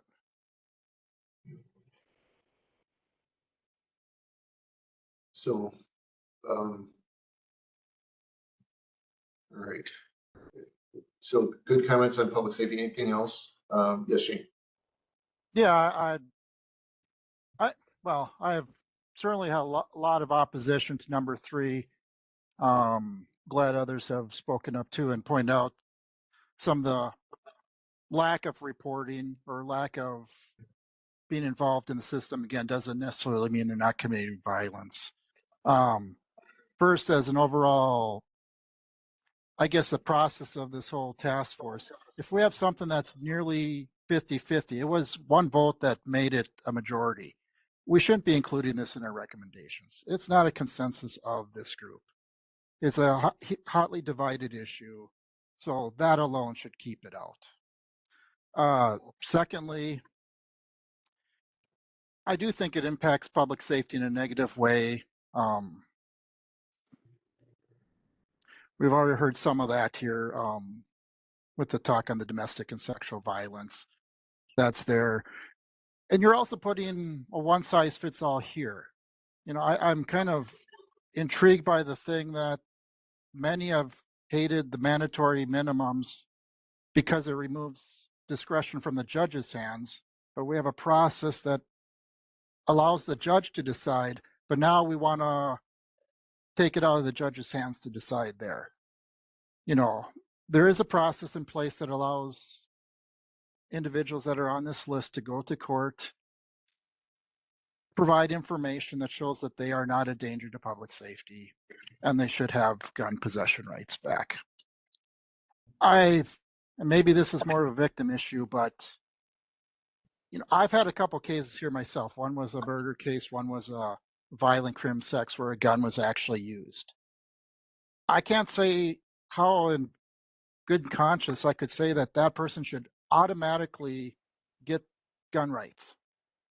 And there are a lot of crimes on this that are like that. They don't have to prove it. At best, they just have to avoid detection from further activity. And it's an appropriate ongoing collateral punishment for the heinous crime they committed. It's look at the list is first degree murder, second degree murder, third degree manslaughter is on there, aggravated robbery, crim sex in the first degree, crim sex in the second degree, aggravated robbery, crimes for the benefit of a gang, domestic assault by strangulation. These are some of the most violent things, and we're saying, hey, let's just say you automatically get your rights back.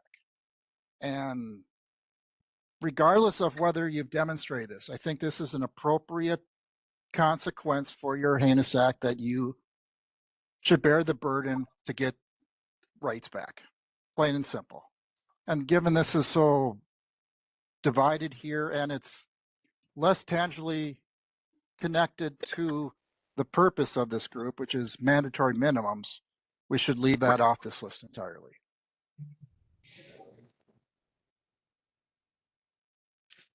And Shane, I guess I would agree with you from the perspective of, I think it's important to capture the consensus-based recommendations versus just the majority-based recommendations. And I would concur with presenting those differently. I wouldn't.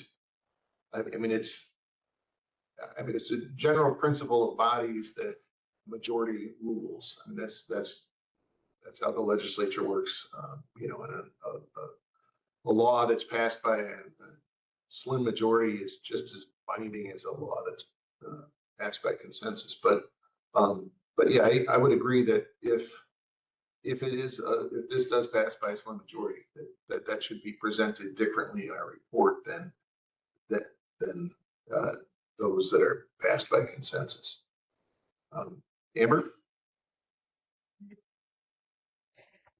Yeah, I just wanted to add, I think, well, I understand the idea of having the judiciary or someone make a decision as to whether or not someone should have their gun rights back. The issue why I like this is if someone did murder someone, they might be in prison for 35 years. And then you got 10 years after that, and maybe they'd never even have have it run where they could potentially get their gun rights back. But I think the more important thing is that and why maybe we can present something. I don't even know what, but when judges are making the decision, they're making it with a lifetime ban as the thing that is the standard. And so if there is some sort of consensus that perhaps we need to relook at whether or not lifetime should be just the starting point, and that I think it might be relevant to at least put it out there, even if we can't come to a consensus or make a recommendation, or if everybody's not on board, that maybe there is an idea that it needs to be evaluated differently, I suppose.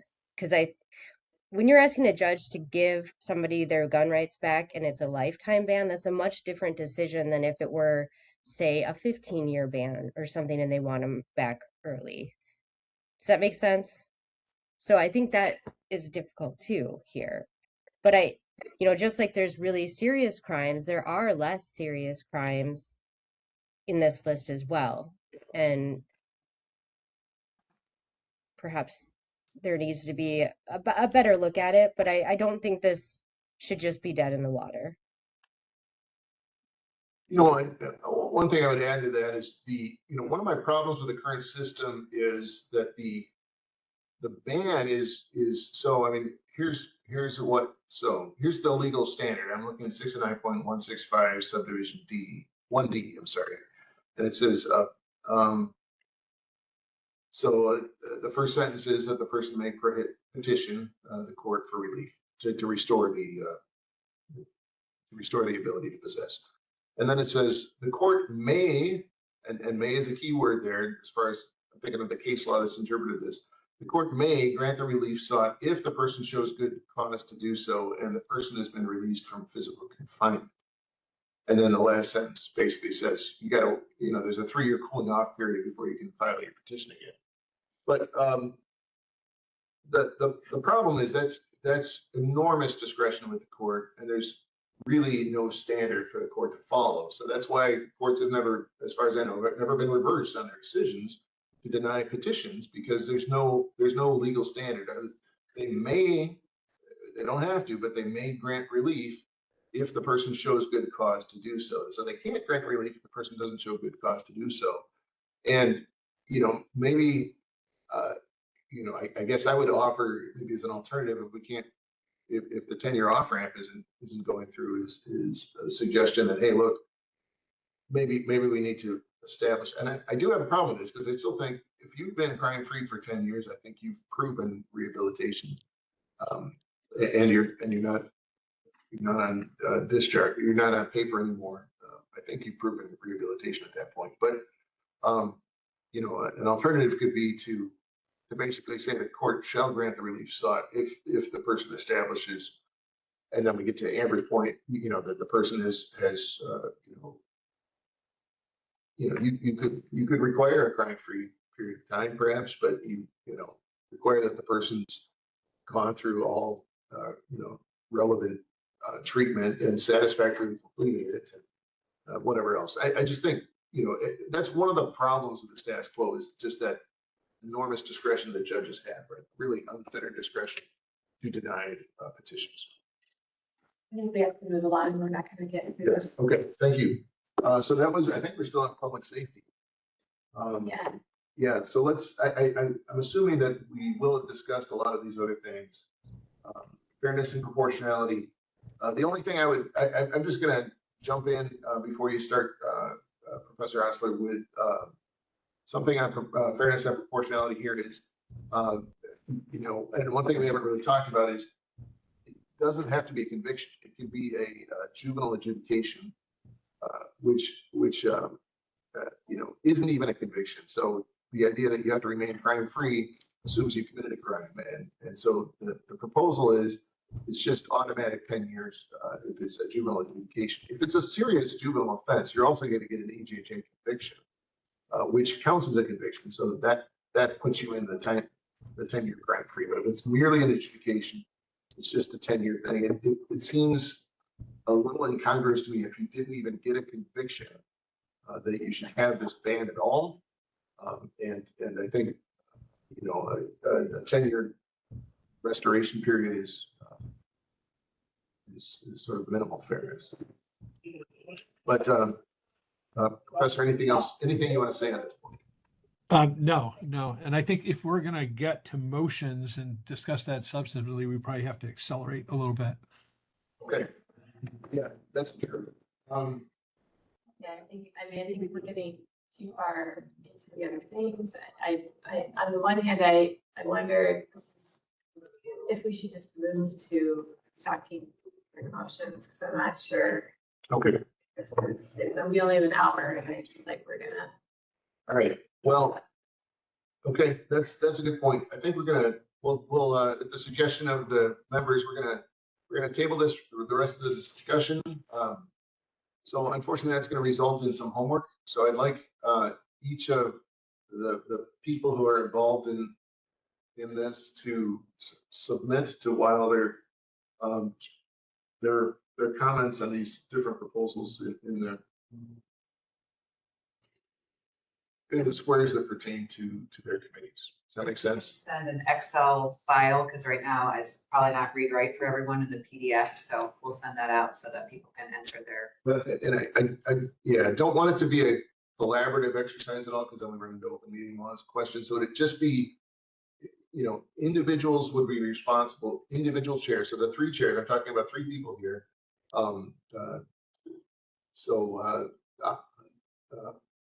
Stewart, Osler, and Mitchell would each submit comments for 6 squares. Those would be the 2 squares on the 3 rows that pertain to them. And then I would submit comments on public safety, I guess. So, and we'd submit those to Wilder, and we will have a chance to fine tune the report when it gets to that. I guess that would be true even if a motion doesn't pass. I'd still be interested to see the analysis. But okay, so now we move on to the main event, which is the adoption of the policy recommendations. So we have these preliminary policy recommendations. I'm going to treat those as if they came from a committee and consider them automatically moved, and then we can discuss because they were preliminarily decided by the group, and then as I said, the process here is if you want to improve something, you make a motion to amend, and then you can make a motion to amend the motion to amend. But Wait, are you planning to do it as a package? no, I'm planning on doing it 1, 2, 3, 4, Okay, 5. perfect, that's perfect. Yeah. I got a little confused by the way you just said that. No. I'm planning on doing 1, 2, 3, 4, 5. Okay. We'll take motions on each one of those. But just to save time, I'm not going to require a motion in a second to get them out there because they basically come from a committee. So the committee of the whole, essentially. So so I'm looking at my July 7th, 2026 preliminary policy recommendations. There is statutory language. The statutory language has not been cleared by the revisor's office yet, so I'm expecting that there will be some changes to that in the August version. So please be watching for that at the August meeting.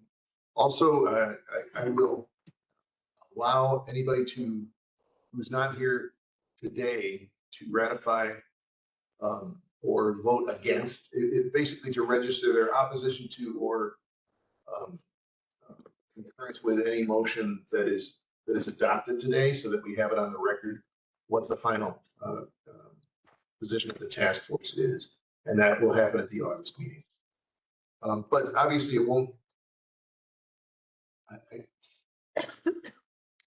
guess if it breaks the tie, maybe we would allow that to either not go in or go into the report. But I guess we'll cross that bridge when we come to it. But I think the votes today should be subject to ratification or de-ratification by the people who aren't here today, who here in August. I'm thinking mostly of Judge Harris. I don't know who else isn't here today. Does anybody disagree with that process? It seems fair to me that Judge Harris should get a vote as well. Jeremiah, okay. Yeah, so Mr. Carlson, Judge Harris should get a vote. All right. Any objection? All right. So the first motion on the table is that the task force would recommend to the legislature that the legislature require the Sentencing Guidelines Commission to create, subject to legislative guidance, a penalty enhancement scheme in the sentencing guidelines for committing violent felonies with firearms or while using dangerous weapons. The new penalty enhancement scheme would replace the existing mandatory minimum scheme for crimes committed on or after August 1st, 2029. And that's found in sections 20 and 21 of the draft bill language with conforming amendments in sections 4 through 7, 9, 11, 14 through 16. Any discussion on the motion?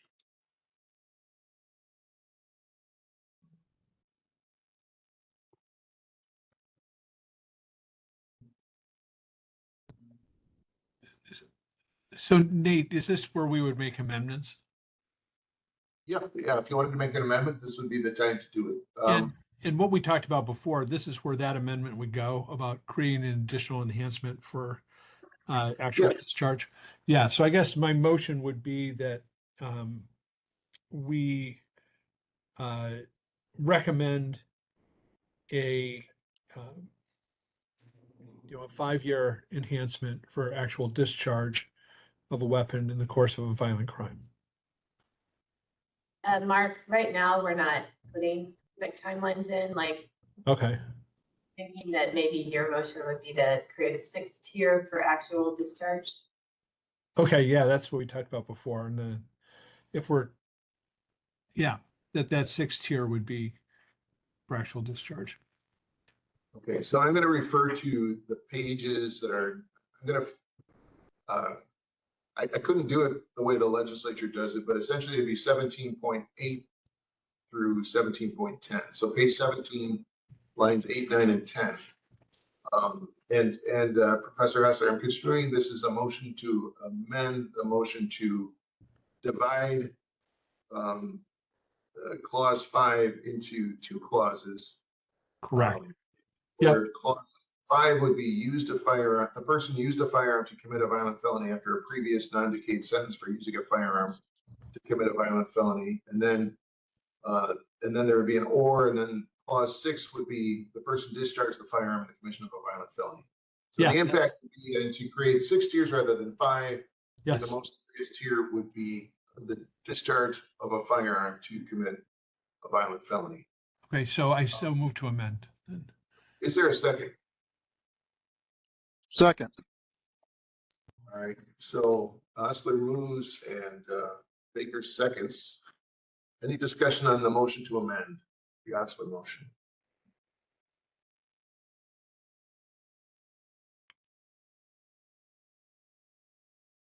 Any discussion? All right, hearing no discussion. Ken, would you take the roll? Sorry, Don, would you take? Ken, you can take it. Don, would you please take the roll on the Osler motion?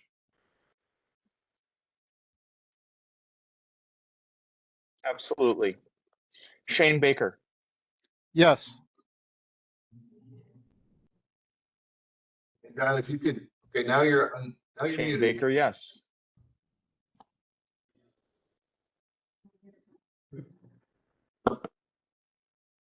Don, keep going back. John Donovan, Sorry. So 1 minute to reread everything, sorry.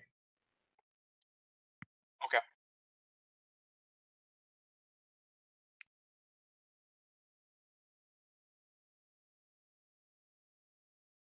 Yes.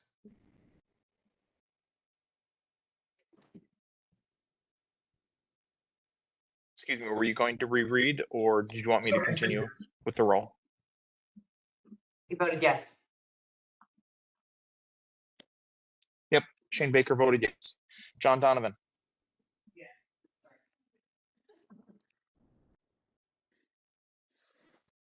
is that a yes for John Donovan?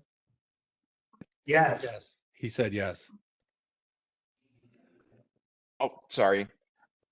I apologize. I have a little bit low internet here. Mark Hazy, Yes. Mark Hazy, yes. Amber Johnson,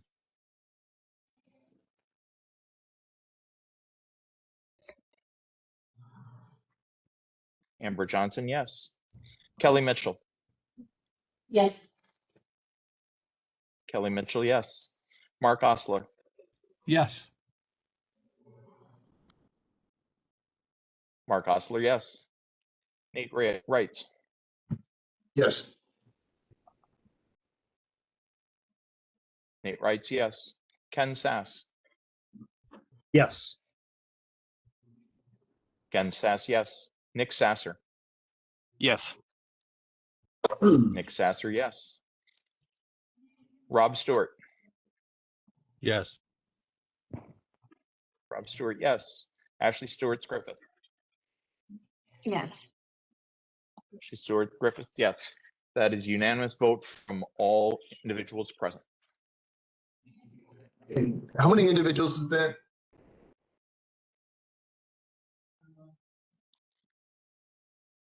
We have 2, 3, 11. 11. Okay, thank you. All right, very good. So now the policy number 1 is amended to include a 6th tier for just discharge. So now we're back to the motion as amended is to adopt policy number 1, as I stated, but there will be a 6th tier for discharges split out from tier 5 into its own tier 6. So that brings us back then to the main motion as amended. Any further discussion on adopting policy number 1?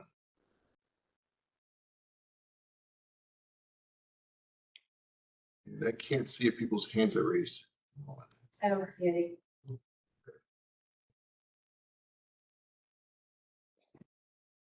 I see Shane Baker's hand raised. All right, Mr. Baker. I don't know if this will be flushed out in the drafting of the final report, but I'm supporting this position because there's a lot of complexity to it, but I still like the idea of more of a generalized, whether it's a policy statement connected with this, kind of the issues or problems we saw.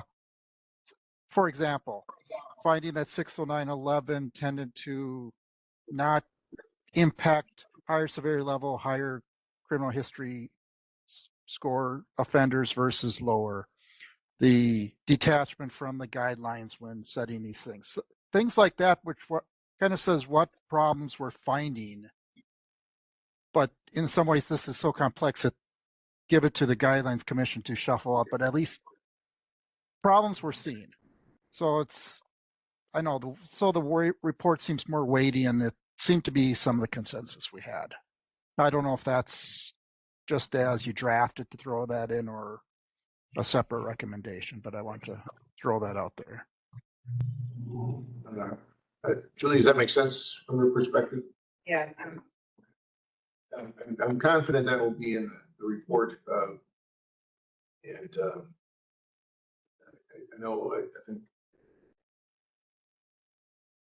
yes, we could have like an editing committee look at it if I mean, Shane, would you like to be on an editing committee to look at the language of the report? I mean, I'm throwing out ideas, so I probably should volunteer for things too. Okay.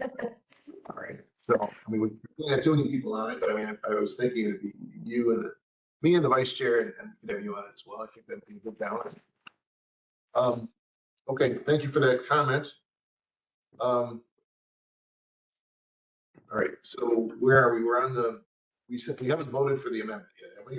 Or we have? We have, no, not the main amendment, no, or the proposal. The proposal as amended, so we haven't done that vote yet. So, all right, so to the motion to, as stated in proposal number 1, as amended by the Osler amendment. Don, would you take the roll? And if anybody else had a comment, please interrupt me now. I did not mean to stop comments, but all right, I realized I didn't ask for any further comments. So, and I know obviously we did say quite a bit about this in earlier in this meeting and in previous meetings, but okay. Hearing no further comments, Don, would you please take the roll? Shane Baker. Yes. Shane Baker, yes. John Donovan. Yes. John Donovan, yes. Mark Hazy. Yes. Mark Hazy, yes. Amber Johnson.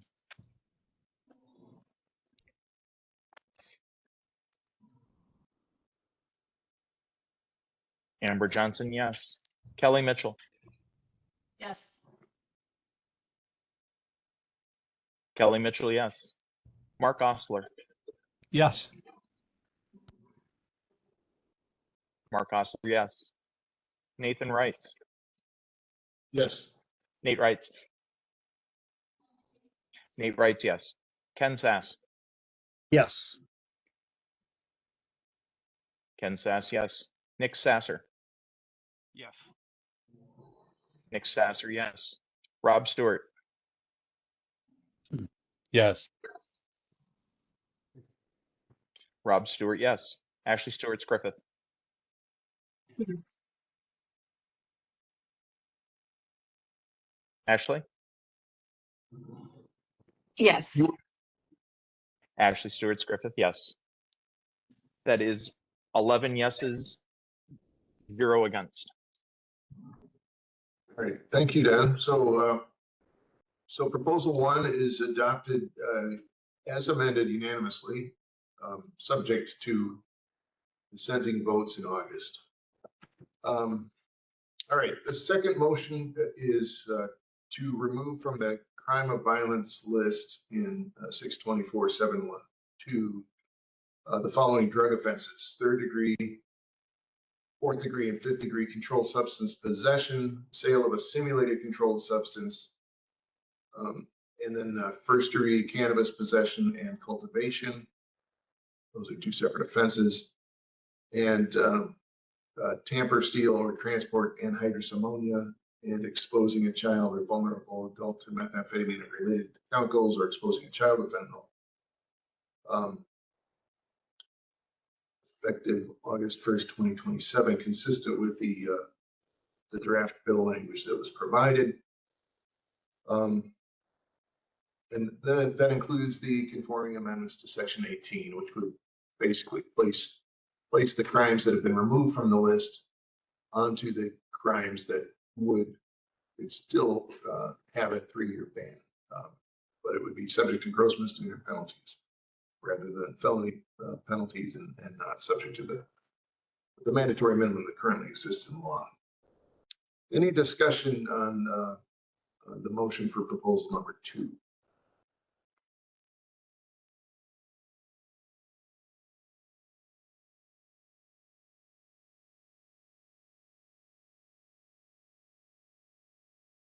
Is any further discussion, I should say?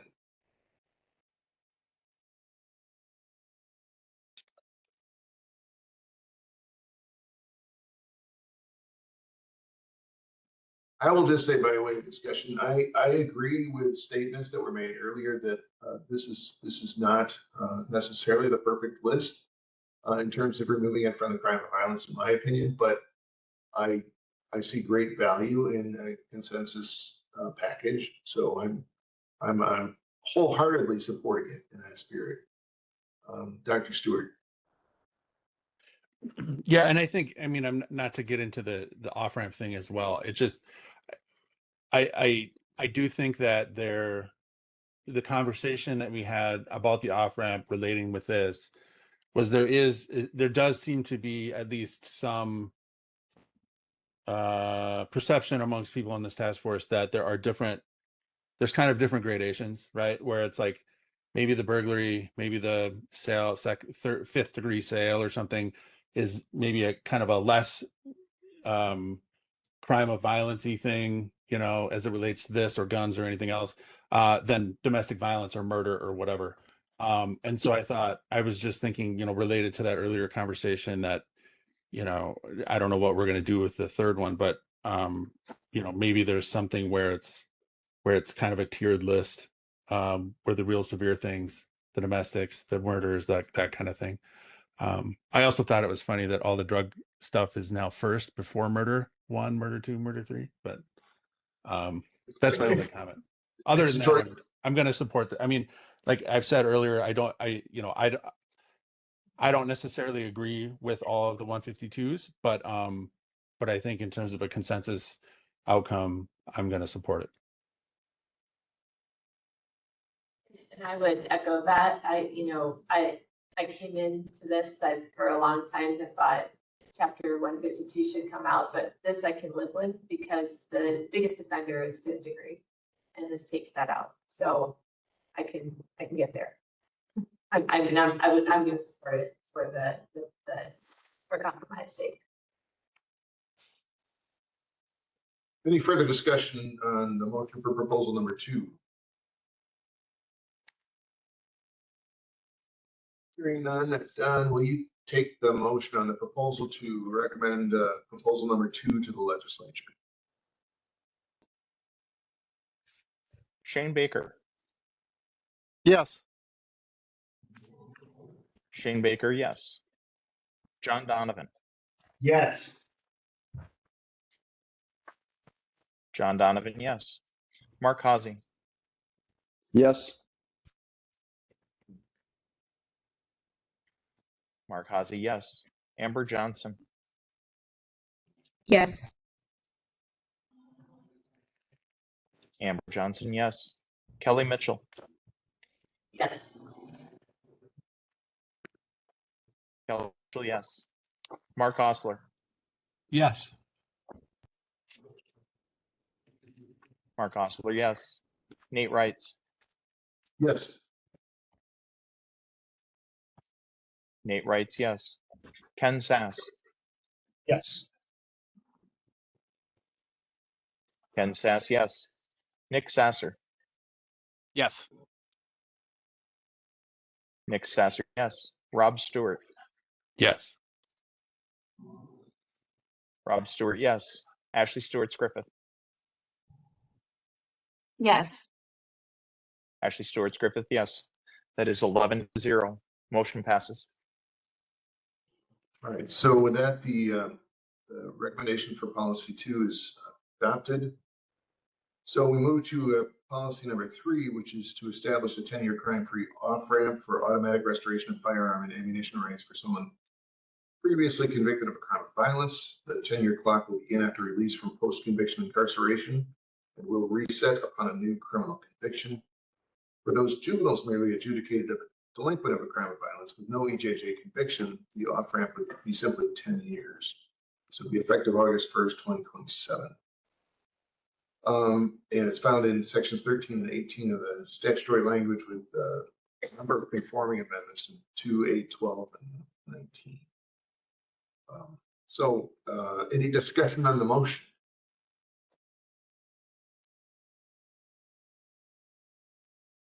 I guess I don't know if this is like appropriate discussion and you can help guide me, but like I guess I'm at like the very least feeling like we need more information on this. I want to know how many pass fails are there in these petitions and for what reason. Because if like overwhelmingly these petitions are being denied for good reason, I think it, but if they're never denied, then I would take that into consideration too. So, I would like that information. I think it would be responsible for us to get that information if we can get it. I mean, I know they have to be somewhat denied because I know I've read at least one Court of Appeals or Supreme Court opinion where they basically say, yeah, you know, it's really in the discretion of the judge. You know, I guess I'm kind of thinking, I mean, clearly this isn't gonna get a unanimous vote. And I'm wondering, I'm just kind of thinking out loud, if it's more helpful to have a unanimous vote than a, you know, sort of a, you know, like everything we came up with unanimous. I think there'd be some virtue in that, you know, rather than focus on it, because there's just, I think, a danger of the legislature focusing on the dissent rather than focusing on what we presented unanimously, because, you know, that's the story. You know, everybody wants to see the controversy. So I guess one thought I had is, again, I don't like the affirmative petition process because, you know, kind of rewards the people who are savvy about the criminal justice system to the exclusion of people who aren't. But, you know, I think, you know, we talked about some of the things that the judge does not have to look at in the petition process. One is, was the crime of violence actually violent, right? I mean, if the crime of violence was not violent, I feel like it shouldn't even be discretionary. Like, I feel like that's an automatic thing. And then if the crime was violent, you know, are there things that have happened in the defendant's life since the conviction, like doing programming and like being crime-free and that sort of thing that established that the defendant is no longer a danger. But I don't know. I don't know if this is resonating with anybody else, but if we could get a consensus package that would basically reform the petition process to where the judge didn't have absolute discretion to deny it, but actually was required to grant the petition if defined criteria were met. I could stomach switching to that. I still believe that rehabilitation has essentially been proved by 10 years of crime-free living, but I also, I think just politically would like to make it unanimous as possible. Amber? I mean, I like the 10-year crime. When you're talking about changing the petition process, the expungement law, and how there's where a more forceful language, like you were saying, certain criteria, list, a waiting period. See, that wouldn't be the case here because that some sort of scheme like that where that the court criteria, and perhaps there's an exclusion list of have been convicted of murder offenses with a may. I'm just thinking about the expungement with what's required. It also is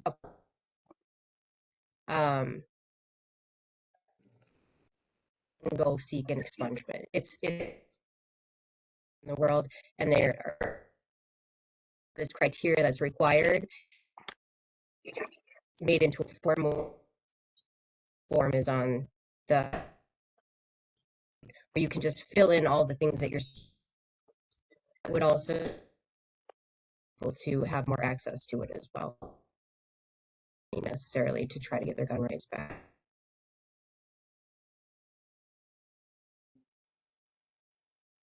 Any other discussion?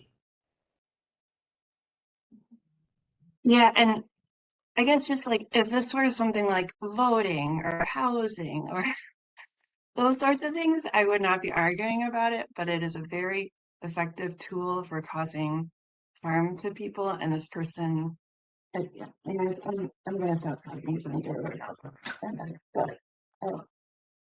It seems like a very different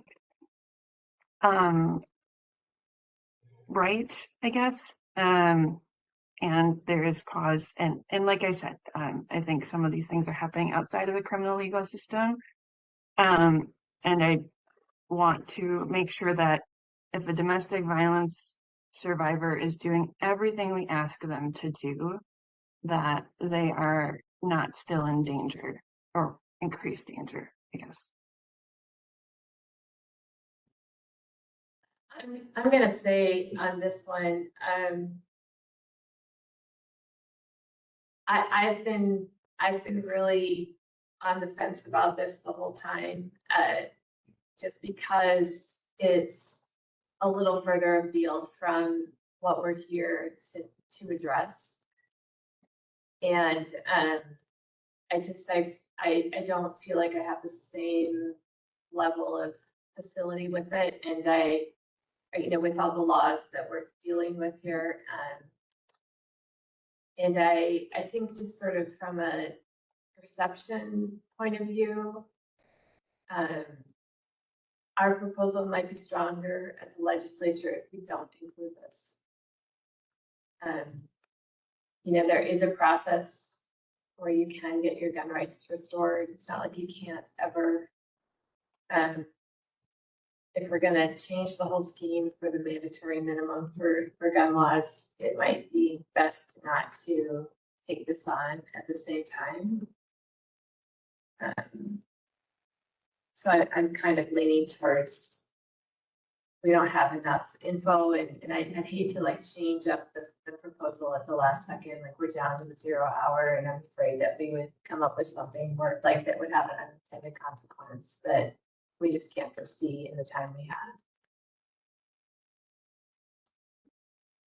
But that's where I stand. Further discussion?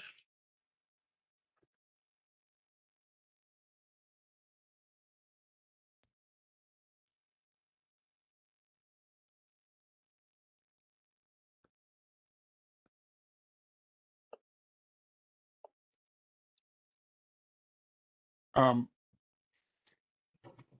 I said this before. I'm not a gun person. I've never been a gun person. I don't really, I think but aside from my like kind of personal, lack of affinity or whatever for guns, I do think, I think if we think that there's a legitimate Second Amendment right to have a gun to protect your family and all those kinds of things, I think that I think automatically barring somebody from accessing that right for life, based on convictions for some crimes that I would argue are arguable in terms of in terms of whether they're actual crimes of violence, because we've heard a lot about like, well, you can, high level drug dealing and stuff, and it's like, yeah, sure, but like the vast majority of that does not include violence. So I guess we're defaulting towards one way, and I prefer to default against restriction. I think the one thing that I think that sticks out for me, I think based, and I would agree with Ashley with, is the relationship between domestic violence and gun violence, and just like the high propensity, like, significantly high propensity between DV and, gun use. But I do think that there's some other things on here that are not, the same and the same propensity. That being said, and I should also say the other concern that I have is that there's a lot of, at least based, I haven't done an analysis of this personally, but anecdotally, to Nate's point earlier, this is up to the discretion of the judge. And to me, when you have the potential for pretty significant geographic disparities, where you're, maybe you get your gun rights back based on the county you're living in, that to me is problematic, right? And so, so that's a concern for me. All that being said, I think this is something that we could and should spend a long time on, not necessarily just the rest of this meeting. And so, so for that, I would potentially motion to, to table this and move on to the next one. And then, maybe with something in a report that says, look, we discussed this. We, determined that the task force determined that this is a really complex conversation, and that this is something that the legislature or the guidelines, well, I guess not the guidelines commission, it'd be the legislature, whoever, should really think seriously about and consider. I would just add to that consideration should include what was brought up earlier, is what's actually happening with these petitions. How often are they successful? Are there ways to make it easier for people to access that process? Because I agree with you, Rob, but there is an off ramp. We just don't know how well that off ramp's really working. And just a point of clarification, so the petition system, are you petitioning the judge where the crime was committed, or are you petitioning where you currently live? It could be anywhere. I just dealt with one of these petitions, and it was the person committed their 2 offenses in 2 different counties, but they lived here. But so would they get it from your county and then they'd have to go to that county as well, or would it be global? Nope. They would get it from the county they filed in. So the petitioner can definitely shop around for that. See, that but it's usually it's a residence thing that guides it. Yeah. But that would be an interesting thing to see as well, like whether that's happening. Out of curiosity, but I mean, you know, people moving around and for buying guns, I guess. But Yeah, I do appreciate Ashley's point about, I wish we had the data on this. I don't know how to get the data on this, but it would have been interesting to look at. Well, all right, so I'm gonna, are these petitions public? They are, right? They should be, yeah. Okay. yeah, it says make petition a court. It doesn't say which court. And then there's a 3-year cooling off period. So I don't think they can petition any court during those 3 years. Is how I read it. But, let's see. So, well, I'm going to construe that as a motion to table item number 3 and to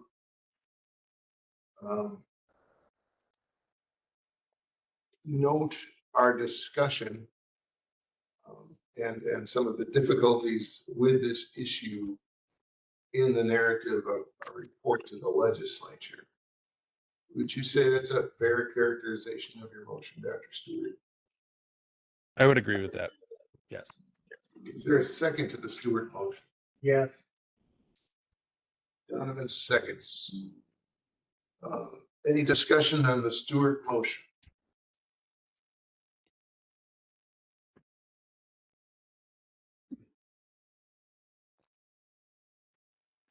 Hearing none, Don, will you call the roll? Shane Baker, Yes. John Donovan, Yes. John Donovan, yes. Shane Baker was also yes. Mark Hazy, Yes. Mark Hazy is yes. Amber Johnson, Yes. Amber Johnson, yes. Kelly Mitchell, Yes. Kelly Mitchell, yes. Mark Osler, Yes. Mark Osler, yes. Nate Wrights, Yes. Nate Wrights, yes. Ken Sass, Yes. Ken Sass, yes.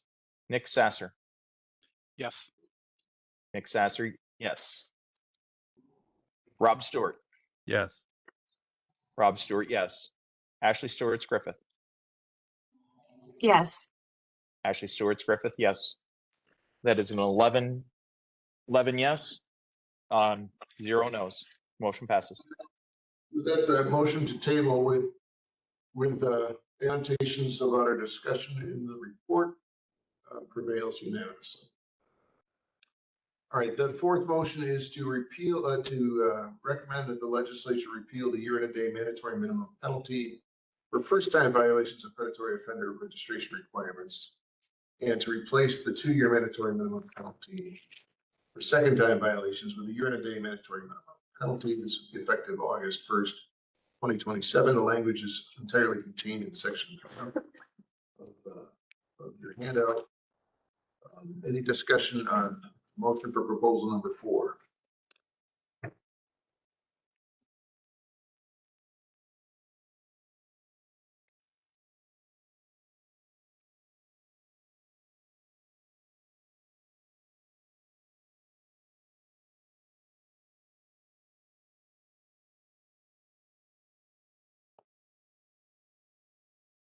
Not seeing any hands.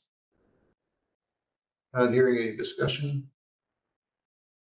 Don, would you take the motion on proposal number 4, which I will just remind the task force that this is the recommendation of we're basically a vote for this motion would essentially be an endorsement of a motion that was previously made by the predatory offender statutory framework working group. Don, would you please take the roll on proposal number 4? Shane Baker, Yes. Shane Baker, yes. John Donovan. Yes. John Donovan, yes. Mark Hazy. Yes. Mark Hazy, yes. Amber Johnson. Yes. Amber Johnson, yes. Kelly Mitchell. Yes. Kelly Mitchell, yes. Mark Osler. Yes. Mark Osler, yes. Nate Wright. Yes. Nate Wrights, yes. Ken Sass. So my vote is no, based on my conversations with our POR experts at the BCA. And I said before that they're planning to submit their own statutory language change. So let me do some more looking into that and see if they're going to address this issue with that. And but as of right now, votes no. Ken Sass is no. Nick Sasser. Yes. Nick Sasser is yes. Rob Stewart. Yes. Rob Stewart is yes. Ashley Stewart Griffith. Yes. Ashley Stewart Griffith is yes. That is a 10-1 positive for the motion. Motion passes. Thank you, Don. So the proposal number 4 prevails.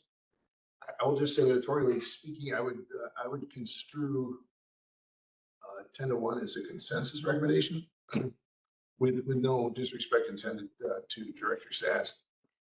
But I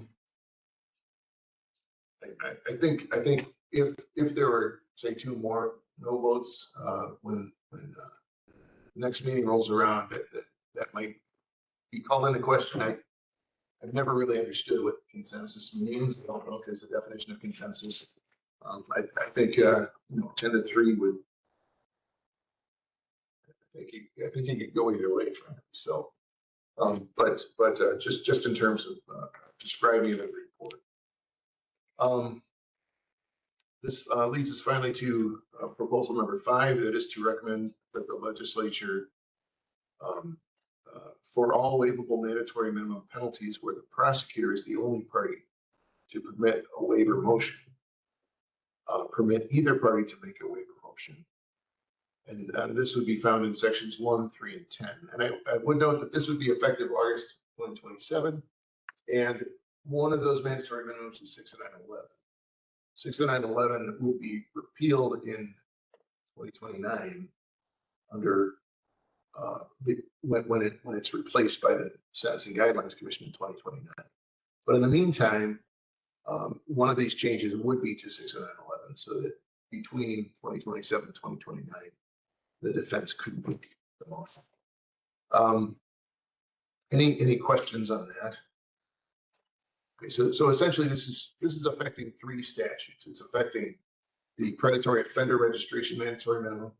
It's affecting one of the drug offense mandatory minimums that only applies if the defendant does not have a prior drug offense, I believe. So it's kind of conditionally waivable. And if it is waivable, then the defense can make the motion. So it doesn't make it any more waivable than it is right now. It's just a matter of who can make the motion. And then the third one is 611. Any questions about that? Okay, and it basically changes the prosecutor to either party. It's essentially the change. Any discussion on proposal number 5?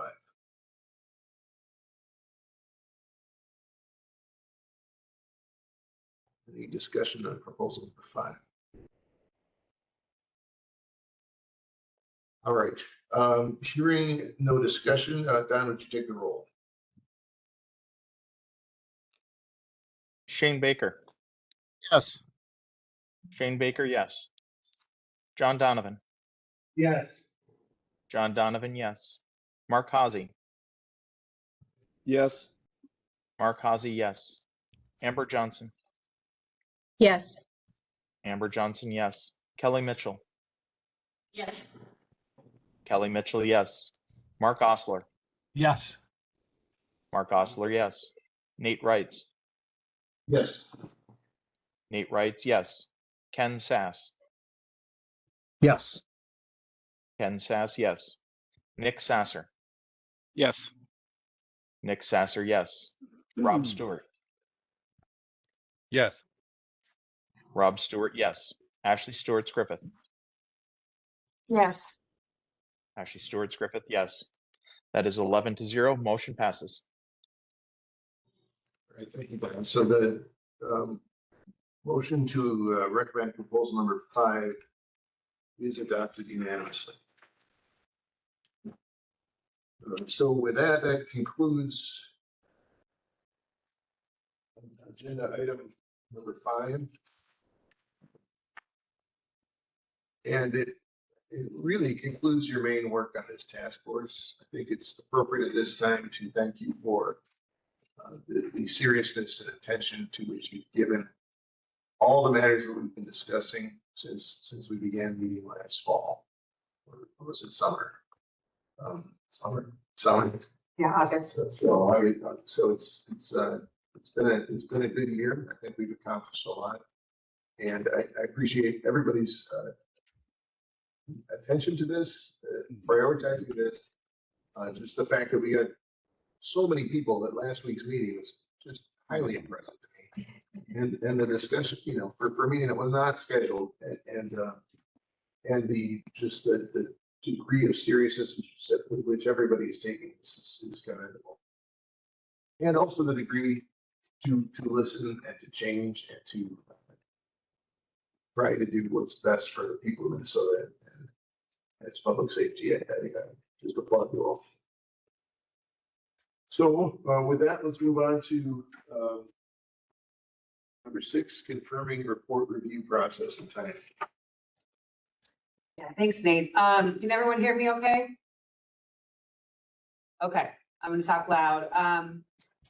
So what we have, and I haven't distributed it electronically because we are still, there's a lot of things that still need to be done, but I'm gonna share it in a minute, just kind of visually, and if you get, motion sickness, and you can not watch. But I wanted just to mention that our plan is to have, and I haven't checked with the chair and vice chair on this, but we'd like to have, based on what happened today, get you a draft by the 20th or the 21st, so that you can, and we can share this version of it, but there's a lot of placeholders in it based on what happens. But then you and I guess Shane could review everything and make any additional edits that you need, and then you would get them back to us on the 28th-ish, so that we can have the final thing done on the 4th. When I say thing, I mean report. But that would also mean that we technically have until the 16th, but the 14th is a Friday. So what's nice about having the meeting on the 4th is that would give us 10 days to make any final, we have to make it accessible. There's things like that we need to do, but we also can make any final changes to the votes based on what happens. So, I mean, I can talk to the timeline about, go ahead. So my reading of the law is we have till the 15th, and then we expire the day after, so we expire on the 16th. Okay, so. Or if we submit the report on the 14th, we expire on the 15th. We would like to submit have you be able to have the report before the 14th. Right. So, but the 14th is a Friday, so it would be before it expires. So the dates would be that the editing committee would receive it by the 21st, giving us like the next week to add in whatever you send us, and then for us to write up some pieces that we learned today. And then we could if you send us back the report on the 28th, and we'll make it all the revisions that we need to, and then send the report out in time to the full group review before the meeting on the 4th. That's the proposal. Sounds good. And then I'm going to take the memo that I sent out earlier this week that basically summarize what we did last week and change it to summarize what we did today. And I'm going to send that memo with the draft statutory language to the revisor's office today. Okay. So hopefully the reviser will have something for us in time to make it into the report and to be looked at and included in the report that that the task force looks at it. It's August meeting. What's the August date? August 4th. So, if anyone, again, gets motion sickness, sort of look away. There's a lot of placeholders in here, but just to give you a flavor of what it looks like, I know we've shared it in the past, but it's evolved quite a bit. And I can't, there we go. So we have, in terms of what the table contents look like, we'll have an executive summary, which we haven't written, but then we have some introductory language around, what is the mandatory minimum sentence? We put some existing, like it just kind of a very high level of kind of a literature briefing, especially around those areas around public safety, fairness, equity. And then just some background on sentencing, how the sentencing guidelines play along and the mandatory minimum sentencing, how they kind of tie together. I even tried to use, and I probably won't share with a larger group right now, but like just a kind of a flow chart of how it works. So if someone is reading this, outside of people who know about how law is created and whatnot, that they would be able to kind of follow along. And then we really get into the task force approach and methodologies. So a lot of the pieces about, the complexities of, the item number 3 and some of those discussions we want to talk about. We talk about how we convened and how we decided, some of the ways of evaluating the mandatory minimums and such. So those are all like, it's a very thick, you guys did a lot of, your approach was very, very intense and dense. So we wanted to give, credence to that. And then I should also mention, as you know, MNJRC had played a part of this. And so in the executive summary, we'll kind of highlight some of what their executive summary says, and then you'll see at the very end, there's an appendix, which I think this is part of what the editing committee will need to guide us on, is some things that need to be in the appendix. For instance, Dr. Osler sent over a report, I think in November. Do we want to put that in there? Or do we just want to reference things? Dr. Stewart, I know you had said some, shared some stuff. We, if you have graphs and stuff that we need to include in there, how we want to do that, those may go in the appendix. So we have a lot of placeholders for those. But anyway, just to kind of start moving along, our introduction has a piece of what, why we are even here, some of the background about things, and then questions for the task force, which is mainly the people who are going to be taking the first review, but you guys might want us to move things around, and we're open to that. But we have a lot of different things that we have given for background information, again, depending on who the reader is of this. And then we talk about the sentencing guidelines. There's a question for Renee Kelly about, is there some kind of grid that's simplified that we should be adding to this, or maybe it's just a linking to the page or something. So some questions there that we'll pass along to you. And then just even some definitions about what are departures. We know not everyone, may understand that, who is reading this and who are making decisions.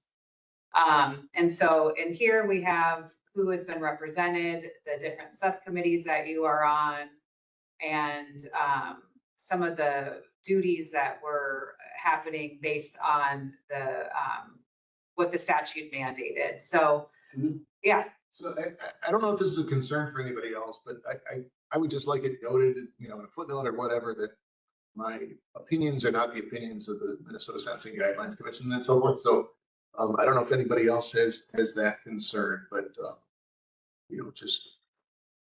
I just don't want it, any confusion that I am speaking on behalf of the commission. And I think per the statute that someone was, okay, that's not, your role was not, that wasn't, okay. Yes. That's been noted. And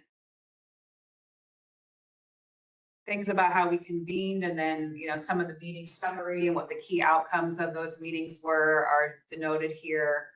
And then we get into, what the statutes are that we looked at and how we went through the evaluating part. So when we send out the Excel spreadsheet to the subcommittee chairs or subcommittee leads, I'm sorry, this, some of that can be embedded in here about how the decisions were made based on these evaluation criterion. And then just as consensus in building and writing recommendations, there's a piece in there about how we worked towards things. And I think we'll be adding to that, obviously, given what happened today as well.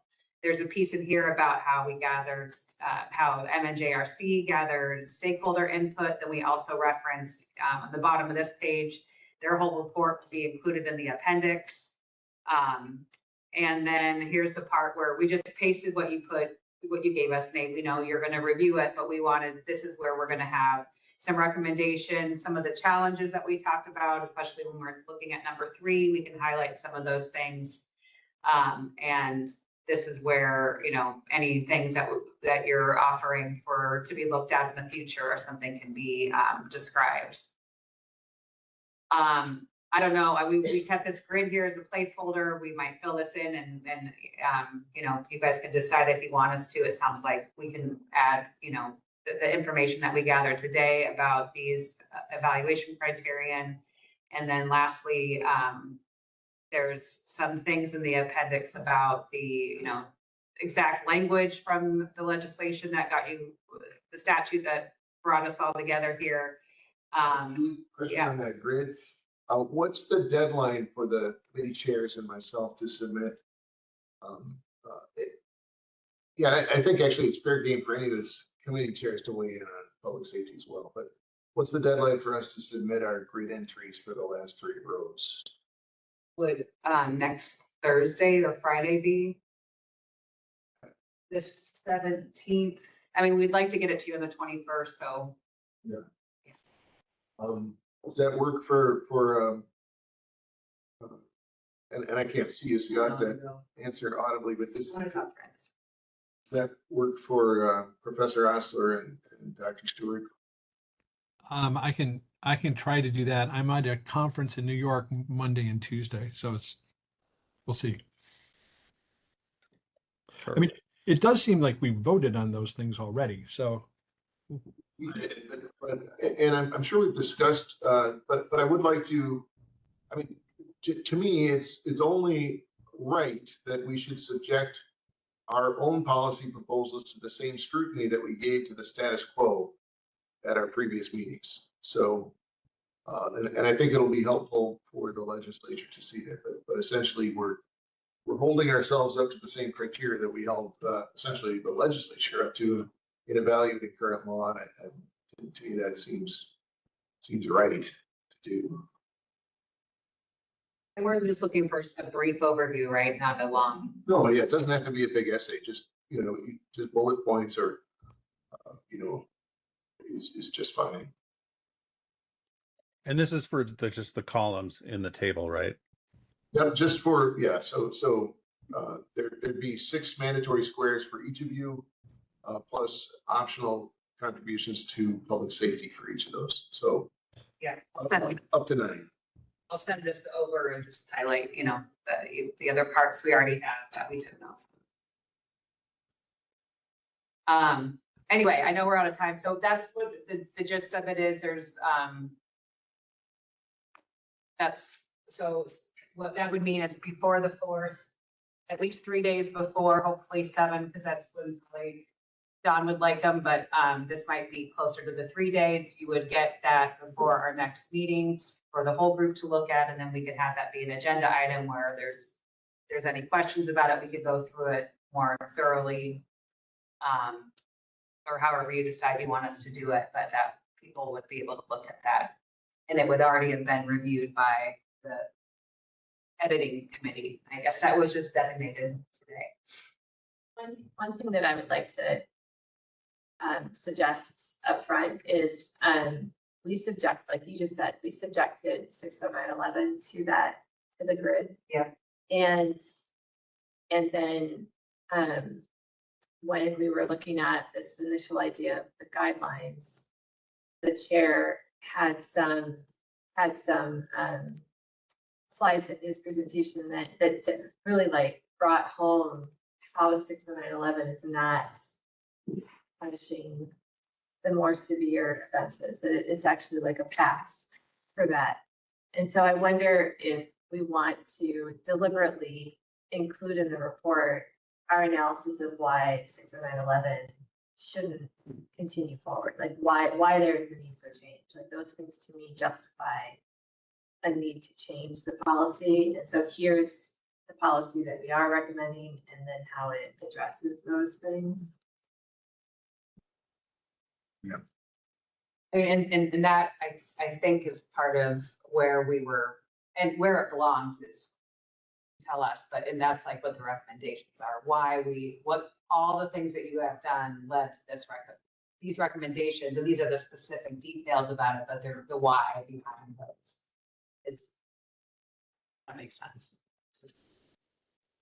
It's just the one thing I'm not like directly seeing in some of the stuff that you're covering. So I would just recommend maybe, because I know you guys took notes on that grid initially, so I might want to include that version of it. And I think we might, I heard Shane especially, and I totally 100% agree with him today, calling out the fact that the current system, if you're somebody who's got a high severity offense, his sentence is already longer than 5 years. The 60911 doesn't actually impose any more severe punishment on you. And that's a problem. Like that's one of the things that we did identify as we went through. So really showing how that is kind of working the opposite of what public safety would require. It helps set the case for why we chose the direction that we chose. Couldn't agree more. All right, so we kind of talked a little bit about August.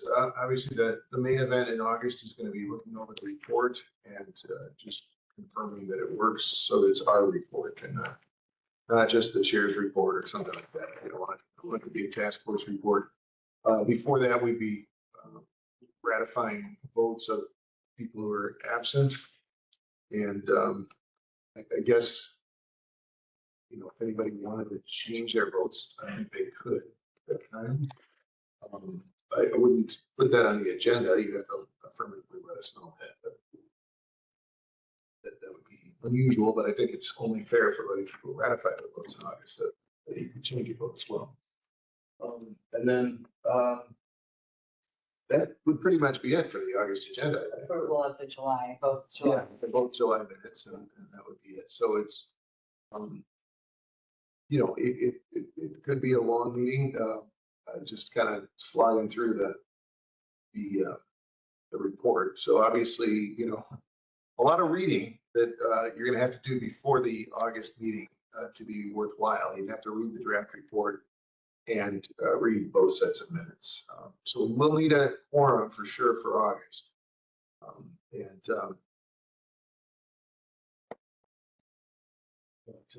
Yeah, I guess I'll leave it at that.